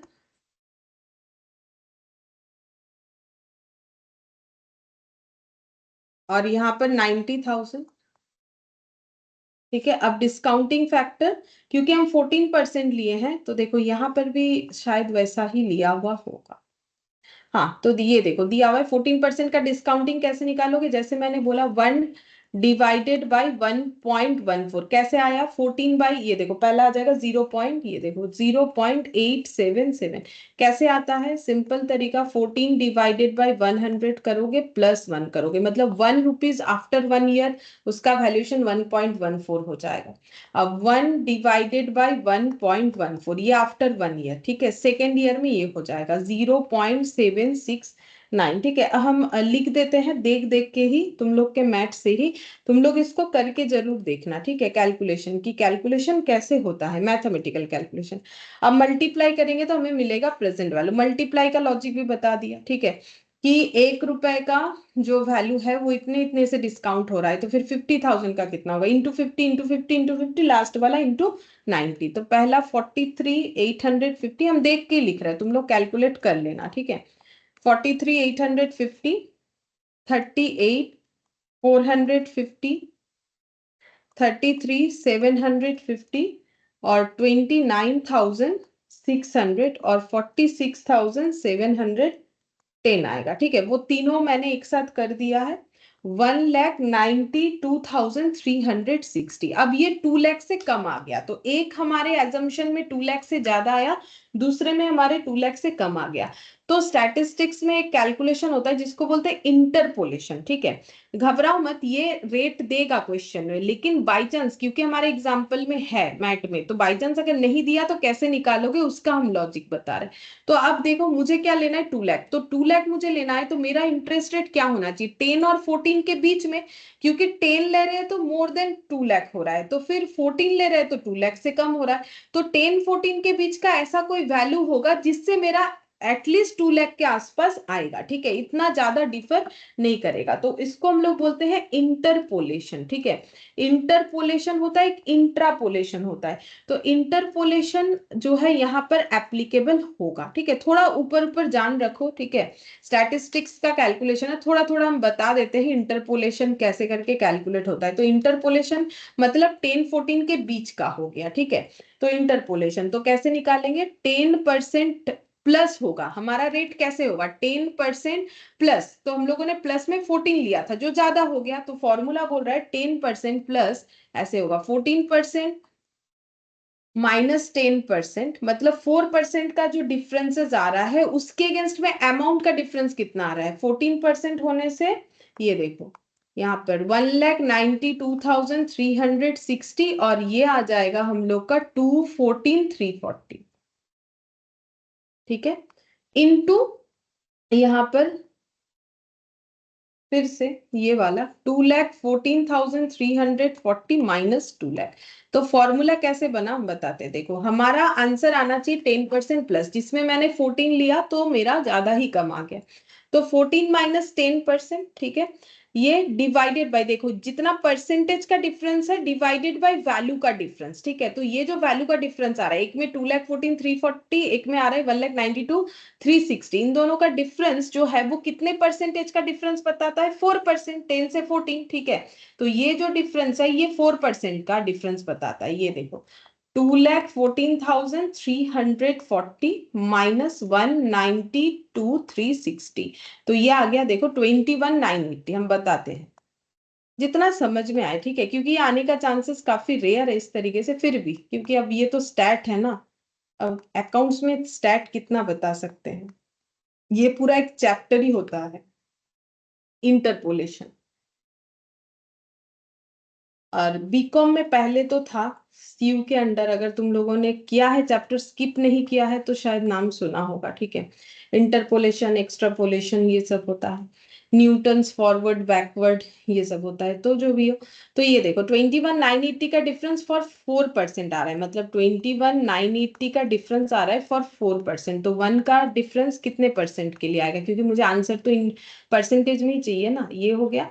और ये जो 14,340 है, ये कितना डिफरेंस है, मेरा कितना आया 2,14,340, 2 लाख से जितना ज्यादा आया, ठीक है। तो उतना मेरा जो एक्स्ट्रा, क्योंकि अगर मेरा 2,14,340 नहीं आके 2 लाख आ जाता तब तो बात ही खत्म था, 2 लाख के आसपास। तो मेरा जो एक्स्ट्रा आ रहा है वो कितना आ रहा है 14,340, वो कितने परसेंटेज के लिए आ रहा है वो निकालेंगे।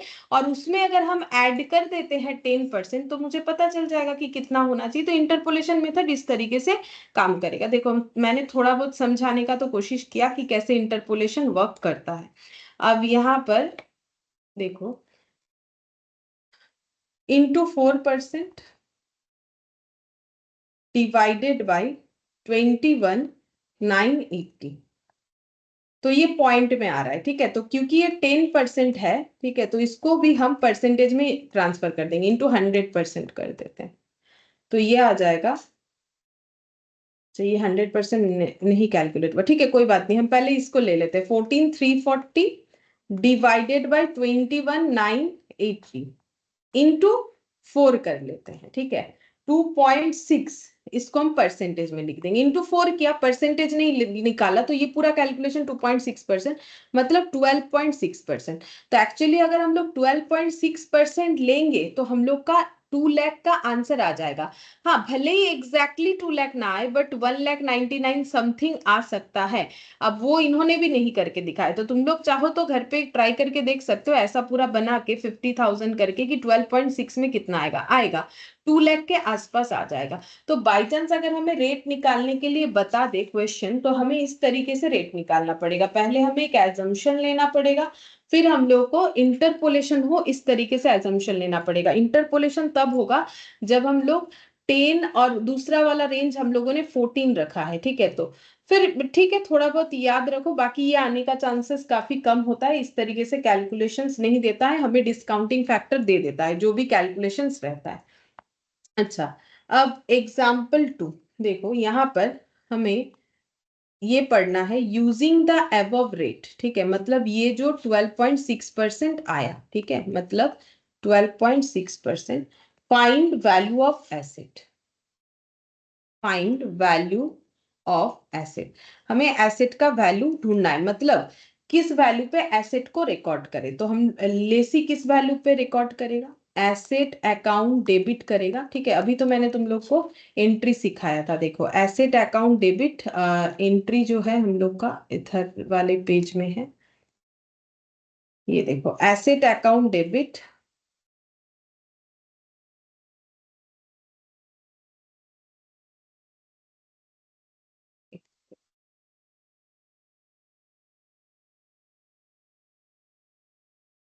हाँ, टू लेसर, ये मैंने सिखाया था क्या एंट्री होगा, asset account debit to lessor और प्रेजेंट वैल्यू ऑफ एमएलपी और fair value of asset whichever is lower, ठीक है। तो चलो देखते हैं, यहाँ पर asset account debit to lessor ऐसे करके मुझे रिकॉर्ड करना है, ठीक है। अब कैसे करेंगे, तो कैसे रिकॉर्ड होगा यहाँ पर लिख के दिखाते, प्रेजेंट वैल्यू ऑफ एमएलपी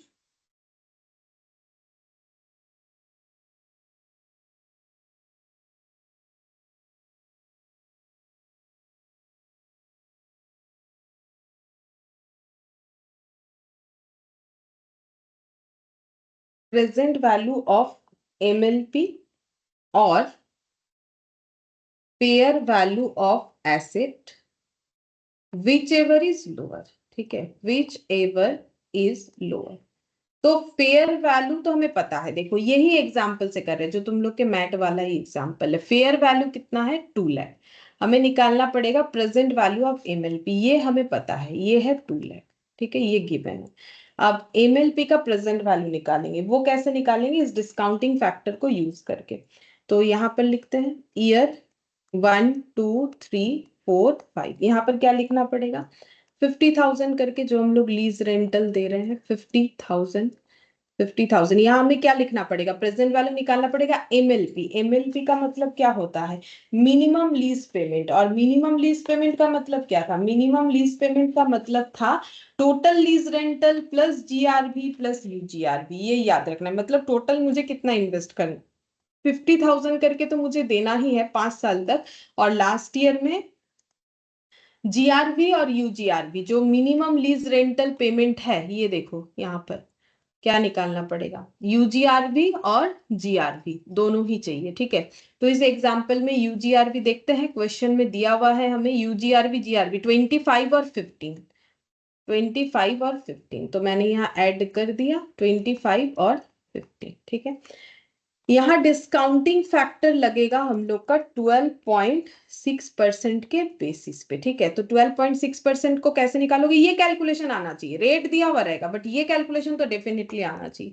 तो 12.6 डिवाइडेड बाई 100, ठीक है, प्लस 1, मतलब 1 रुपीज 1.126 से चेंज होगा, ठीक है। तो 1 डिवाइडेड बाई 1.126, तो ये हो गया 0.89 कर देते हैं, ठीक है। अब इक्वल इक्वल करते जाओगे तो सब मिलते जाएगा, ठीक है। ये देखो 0.78 है, 79 कर देते हैं, मैंने दो दो डिजिट लिया हुआ है। फिर देखो 0.70, फिर 0.62, 0.55, ठीक है। प्रेजेंट वैल्यू इंटू 50,000 करोगे तो आ जाएगा, ठीक है। 50,000 इंटू 0.89,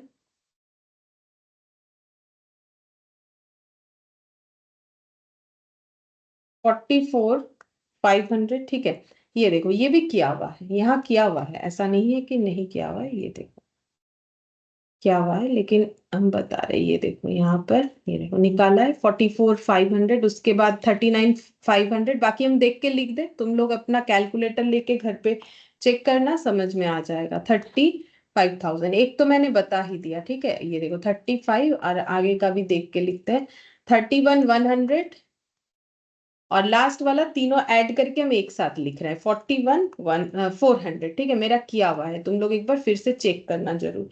1,91,500 ये मेरा आ गया प्रेजेंट वैल्यू ऑफ MLP, ठीक है। Present value of MLP। अब मुझे क्या करना है, इन दोनों में जो लोअर है उस पे रिकॉर्ड करना है। 1,91,500 ये आया, तो मेरा ये कितने पे रिकॉर्ड होगा, 1,91,500 इस पे होगा। तो बेसिकली ना हमें ये जो 12.6 है ये निकालने का जरूरत नहीं पड़ता है, ऐसा क्वेश्चन कभी नहीं आता है। फिर भी अगर आ जाए तो मैंने थोड़ा इंटरपोलेशन बताने का कोशिश किया, ठीक है, क्योंकि ये स्टैटिस्टिक्स है तो काफी बड़ा चीज है। बट इतना समझो कि एक तुम लोग एजम्पशन करके लेना पड़ेगा। अब तुम लोग सोचो कि एजम्पशन हमें कैसे पता चलेगा कि 10% से ही होगा। देखो तो वो नॉर्मली जो है तुम लोग कुछ भी ले सकते हो, 7, 8, 9 कुछ भी ले सकते हो, फिर जो आंसर आएगा उसको देख के तुम लोग को डिसाइड करना है कि आगे का क्या ले, ठीक है। तो पहला वाला क्या लोगे वो तुम लोग कुछ भी ले सकते हो, उससे चेक करके देखोगे तो पता चलेगा कि 2 लाख के कितने आसपास है या फिर कितने दूरी पे है, उसके हिसाब से नेक्स्ट वाला लेना पड़ेगा, देन स्टैटिस्टिकली इंटरपोलेशन को अप्लाई कर सकते हो, ठीक है। ऐसा नहीं कि 10% ही लेंगे, ऐसा कोई फिक्स नहीं है, ठीक है। तो अपने हिसाब से कुछ भी लो, उसके बाद देखना पड़ेगा कि कितना आगे, मतलब कितना दूरी पे है, उसके हिसाब से हमें उसे लेना पड़ेगा। अच्छा अब यहाँ पर देखो, नॉर्मली हमें ये दे देगा रेट, तो हमें बोलेगा कि एसेट को कितने में रिकॉर्ड करें, तो हम लोग चेक करेंगे कि हम लोग का जो MLP और फेयर वैल्यू है विच एवर इज लोअर, तो MLP का प्रेजेंट वैल्यू निकालना पड़ेगा। तो प्रेजेंट वैल्यू जब निकालेंगे तो वो डिस्काउंटिंग फैक्टर को हम लोग यूज करेंगे, ठीक है। अच्छा अब नेक्स्ट हम लोग पढ़ेंगे, नेक्स्ट और एक एग्जाम्पल है इसी का ही continuation, using above information allocate finance charges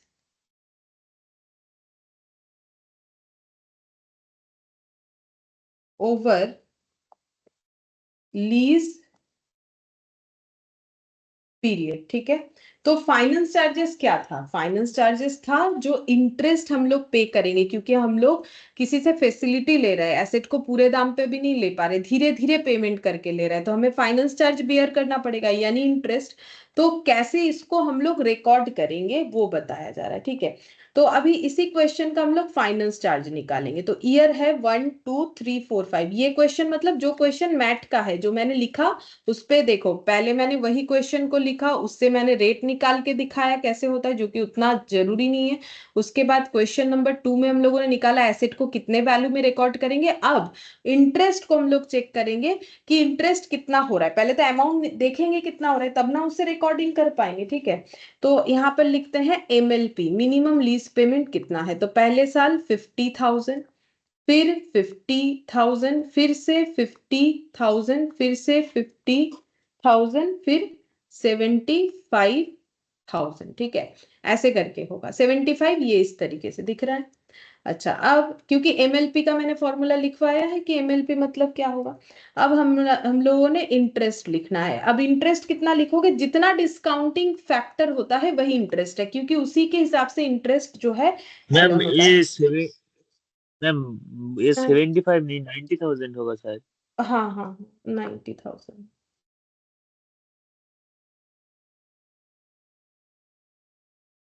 अच्छा अब प्रिंसिपल और यहाँ पर प्रिंसिपल आउटस्टैंडिंग, प्रिंसिपल आउटस्टैंडिंग अच्छा, अब देखो हम लोग का यहाँ पर जो इंटरेस्ट आया था वो कितना आया था। देखो इंटरेस्ट हम लोगों ने यहाँ पर 1,91,500 में एसेट को बुक किया, ठीक है। मतलब एसेट को अगर हम लोग इंस्टॉलमेंट में नहीं लेते तो हमें कितना पेमेंट करना पड़ता, 1,91,500। ये नॉर्मल सा बात हो गया कि अगर हम लोग एसेट को इस तरीके से इंस्टॉलमेंट वगैरह में नहीं लेते तो एसेट का एक्चुअली वैल्यू कितना है, 1,91,500, जिसपे हम लोगों ने रिकॉर्ड किया है। लेकिन हमें इंटरेस्ट देना पड़ेगा, ठीक है। अच्छा, अब इंटरेस्ट कितना होगा वो हम लोग चेक करते हैं। देखो यहाँ पर हमें टोटल कितना देना पड़ रहा है, यहाँ पर 50,000 ये टोटल करके हमें देना पड़ रहा है। ये देखो 50,000 करके 4 टाइम्स +90,000, ठीक है। तो 2,90,000, ठीक है। ये हमें देना पड़ रहा है, तो 1,91,500 के बदले 2,90,000 देना पड़ रहा है। 1,91,500 के बदले हमें 2,90,000 देना पड़ रहा है, मतलब 98,500 जो है हमें देना पड़ रहा है। क्या बोलते हैं उसे, हमें देना पड़ रहा है उनको इंटरेस्ट, ठीक है, इंटरेस्ट देना पड़ रहा है। अच्छा, अब इसका हमें बाइफर्केशन करना पड़ेगा कि किस तरीके से हम लोग इसका बाइफर्केशन कर सकते हैं, ठीक है। अच्छा, यहाँ पर यूजिंग एलोकेट फाइनेंस चार्जेस, अच्छा ठीक है, एक बार हम चेक कर लेते हैं। अच्छा यहाँ जीरो, अच्छा, assuming zero residual value allocation of finance charge over lease period is 1। अच्छा देखो, ये क्योंकि मैंने मैट का एग्जांपल लिया, ये सही बोले हो कि 90,000 होना चाहिए, बिल्कुल सही बात है। लेकिन इन्होंने यहाँ पर एग्जाम्पल 3 को जब बनाया है तो इन्होंने क्या किया है, एग्जाम्पल 3 में बोल रहा है कि जीरो रेसिडुअल वैल्यू माना है, ठीक है, जीरो रेसिडुअल वैल्यू मान लिया है। ये देखो यहाँ पर मतलब ये जो एग्जाम्पल है यहाँ पर गारंटेड रेसिडुअल वैल्यू 25 है और अनगारंटेड वाला से 15 है, तो कौन सा वाले को जीरो माना है। Using data for example 2 and assuming zero residual value allocate of finance charge over lease period is shown below. The difference between the figure, ठीक है, देखो 90,000 हम लोग के हिसाब से जो है वो सही लिखा हुआ है, लेकिन यहाँ पर हम एक पॉइंट और ऐड कर देते हैं। यहाँ पर एज्यूमिंग, यहाँ पर एज्यूमिंग जीरो अनगारंटेड रेसिडुअल वैल्यू, ठीक है, जीरो अनगारंटेड रेसिडुअल वैल्यू, मतलब जो एग्जांपल 3 है, क्योंकि हम कैलकुलेशन यहाँ से देख के लिख रहे हैं तो हम इसको क्या कर रहे हैं ना, इसको जो लिखा हुआ है वही मान ले रहे हैं, तो मेरा थोड़ा कैलकुलेशन करने में टाइम बचेगा, अदरवाइज मुझे फिर से करना पड़ेगा, ठीक है। तो हम एक काम करते हैं, यहाँ पर अनगारंटेड रेसिडुअल वैल्यू अगर जीरो कर लेते हैं तो मेरा ये 75,000 ही रह जाएगा। वो हम मैट देख के लिख रहे थे इसलिए मैंने 75 ही लिख दिया था, ठीक है। लेकिन सही बात है, लॉजिकली गलत हो जाता, अच्छा हुआ मुझे याद दिला दिए कि ये 90,000 होगा। लेकिन अगर जीरो अनगारंटेड रेसिडुअल वैल्यू हो जाता है एग्जाम्पल 3 के लिए, तो उस केस में मेरा यहाँ पर एड ऑन हो जाएगा 50,000 में 25,000 यानी कि 75,000, ठीक है। अच्छा, तो ये टोटल हो जाएगा फिर 2,75,000। वो कैलकुलेशन सही करने के लिए मैंने इसको चेंज, जैसे उन्होंने किया वैसे कर दिया, ठीक है। प्रिंसिपल तो मेरा इतना ही रहेगा। अब इन दोनों में डिफरेंस देखो, 2,75,000 -1,91,500, ठीक है। तो ये मेरा कितना आ गया, 83,500 इंटरेस्ट। अब ये कैसे कैलकुलेट होता है, ये बड़ा ही मतलब अच्छा कैलकुलेशन है। हायर परचेज बोल के पहले तुम लोग का एक चैप्टर था, वहां भी ये सिखाते थे, बट वो तो अभी हट गया। तुम लोग कभी लोन में कुछ खरीदोगे तो इसी तरीके से कैलकुलेशन करना, ठीक है। तो देखो सबसे पहले जो इंटरेस्ट है वो कौन से अमाउंट पे लगता है, सबसे इंटरेस्ट हमेशा जो है लोन अमाउंट पे लगता है, ठीक है। तो लोन अमाउंट कितना है, हम लोगों ने 1,91,500 का जो एसेट है वो लोन पे लिया और उसके बदले हम लोगों ने इस तरीके से पेमेंट करने का सोचा है। तो देखो 1,91,500 पे ये लोन अमाउंट है, क्योंकि इतने का एसेट हम लोगों ने लोन पे ले लिया, कुछ भी पेमेंट नहीं किया, 1 साल बाद से हम लोग 50,000 करके पेमेंट करेंगे। तो ये लोन अमाउंट पे इंटरेस्ट लगाओ, कितना हो गया, ये हो जाएगा 24,129। तो ये पहला वाला इंटरेस्ट कैसे निकलेगा, हम यहाँ लिख देते हैं 1,91,500 इंटू 12.6%। मैंने थोड़ा छोटा छोटा करके लिखा है 24,129। ठीक है, तो ये क्या है, ये है टोटल लोन अमाउंट, हम लोगों ने इतने का एसेट लोन पे लिया, ऐसे करके हम लोग पे करेंगे। ठीक है, तो ये हो गया। अब अगर मुझे हर बार हर साल के एंड में 50,000 पे करना है, तो ये मेरा इंस्टॉलमेंट हो गया पर एनम। तो 50,000 के अंदर, क्योंकि इंस्टॉलमेंट में क्या होता है, प्रिंसिपल प्लस इंटरेस्ट, तो मुझे इंटरेस्ट पता चल गया 24,129। ठीक है, तो मेरा प्रिंसिपल कितना हो जाएगा, यहां माइनस करो 25,871। कैसे निकालोगे, 50,000 माइनस 25, सॉरी 20, ये वाला 24,129 इंटरेस्ट माइनस कर दिया तो कितना बचेगा, 25,871। ठीक है, ये हो गया। अच्छा, अब प्रिंसिपल कितना था, 1,91,500। ठीक है, देखो प्रिंसिपल कितना था, 1,91,500 टोटल, उसमें से कितना प्रिंसिपल हम लोगों ने पे किया, 25,871। उसमें से हम लोगों ने पे कर दिया 25,871। यही मेन कैलकुलेशन है, इसी पे क्वेश्चन आता है, 1,65,629। अब इतना मेरा लोन अमाउंट आउटस्टैंडिंग बचेगा। अब फिर से मुझे इंटरेस्ट बेयर करना पड़ेगा, तो कितने पे करेंगे, जितना लोन अमाउंट है। अभी लोन अमाउंट कितना है, 1,65,629। अब इस पे इंटरेस्ट मेरे से कितना लिया जाएगा, 12.6%। ये करने से कितना आ जाएगा, तुम लोग करके देख सकते हो, हम यहाँ से देख के लिख देते हैं, यहाँ ऑलरेडी उसी बेसिस पे किया हुआ है। तो यहाँ पर आ जाएगा 20,869। चाहो तो ये एक हम करके दिखा देते हैं, ये देखो 12 पॉइंट और एक करके दिखा देते, चलो ये ठीक है, ये वाला आ गया इंटरेस्ट। अब 50,000 में ये इंटरेस्ट इंक्लूडेड है, तो 50,000 में से 20,869 हटा दो। ठीक है, तो आ जाएगा 29,311। चेक करके देख सकते हो।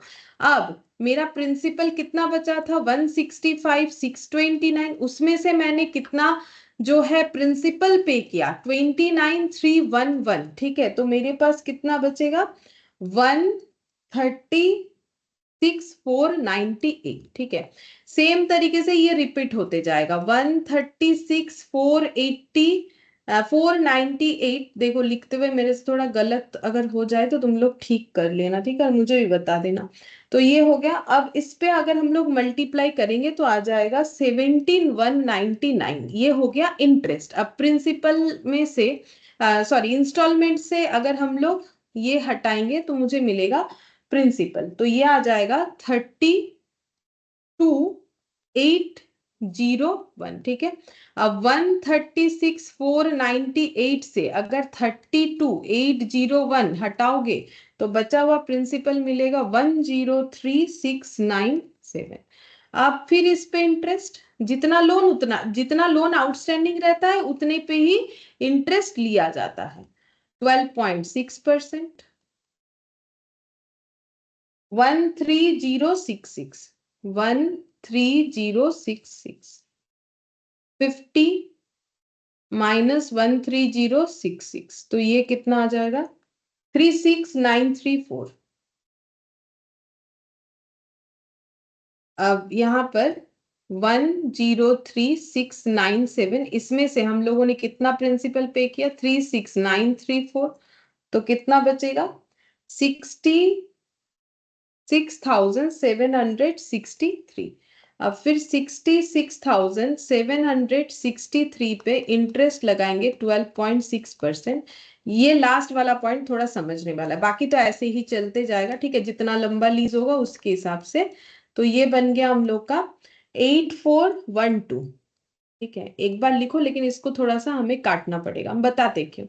अब ये देखो 66,763 था प्रिंसिपल, सॉरी 50,000 से ये लेस होगा, 50,000 से हम लोग लेस कर देंगे 8412। तो ये कितना बचेगा, ये बचता है 41,8412,41587। और 66,763 माइनस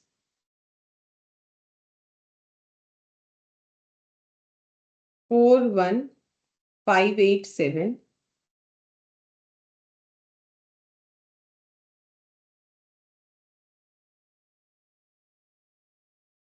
25। ये लास्ट वाला गलत आ गया लग रहा है, एक सेकंड देखते हैं।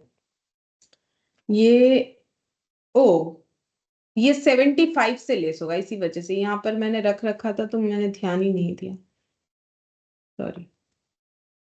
ये तो 75 है ना, लास्ट वाला हम लोग का 75 है, -8412। 75 -8412, तो ये हो गया 66,588।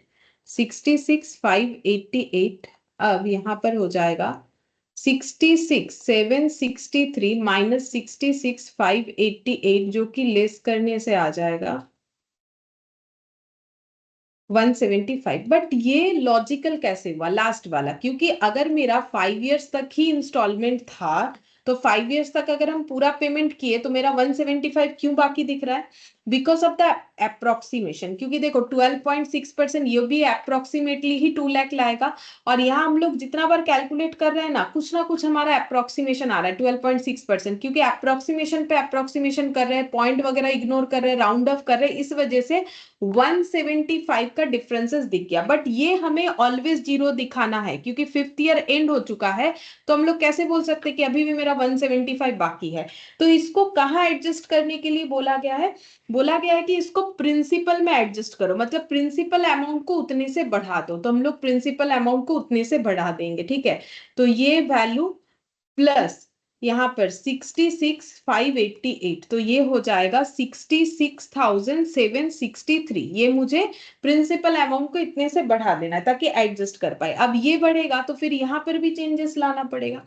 तो इसका चेंजेस हमें कितना करना है? तो ये देखो, ये 2 इसके ऊपर चला गया, ठीक है। तो हम लोग प्रिंसिपल थोड़ा ज्यादा पेमेंट कर देंगे, 66,588 के जगह 66,763 को 3 इतना कर देंगे, ठीक है।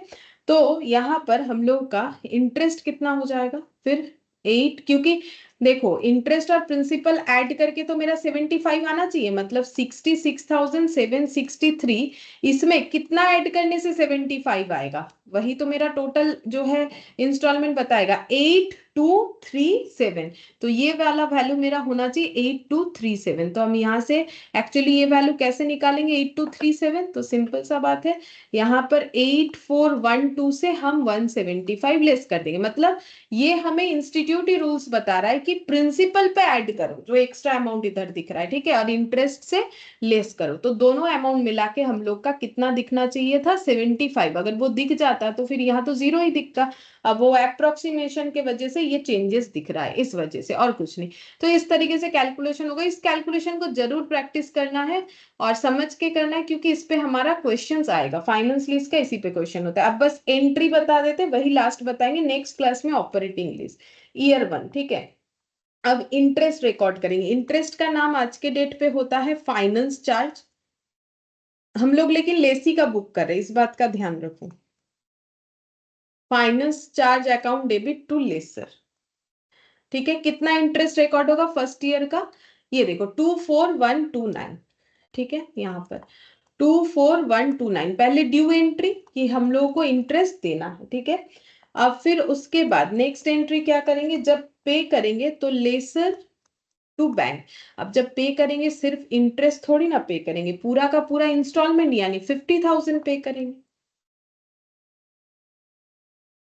इंटरेस्ट ड्यू होता है, प्रिंसिपल तो ड्यू नहीं होता है, तो फिर जब पे करोगे तो पूरा पे करना। अब जो फाइनेंस चार्ज है वो पीएल में चला जाएगा, PL account debit to finance charge, मतलब इंटरेस्ट, जिसको इंटरेस्ट बोलते हो। फाइनेंस चार्ज देख के मत सोचो कि कुछ नया, एक ही बात है। अगर इसको इंटरेस्ट लिखोगे तो भी होता है, लेकिन आज के डेट पे फाइनेंस चार्ज बोलते हैं ना, तो हम लोग इंटरेस्ट क्यों लिखे? तो इस तरीके से रिकॉर्ड होगा, नॉर्मल जैसे तुम लोग लोन का इंटरेस्ट वगैरह रिकॉर्ड करते हो वैसे ही रिकॉर्ड हो जाएगा। तो देखो फाइनेंस लीज का जितना भी इम्पोर्टेंट क्वेश्चन जैसा आता है वो मैंने पूरा बता दिया, ठीक है। अब नेक्स्ट क्लास में जो आसान है ऑपरेटिंग लिस्ट, उसका ओवरव्यू देने के बाद हम लोग जो है मेन जो इसमें क्वेश्चन है वो कर सकते हैं। तो मुझे लगता है नेक्स्ट क्लास में ये हम लोग का हो जाएगा, लेकिन तुम लोग इसको एक बार जरूर देखो, ठीक है। ठीक है, फिर आज हम लोग इतना ही करते थैंक यू मैम। हैं।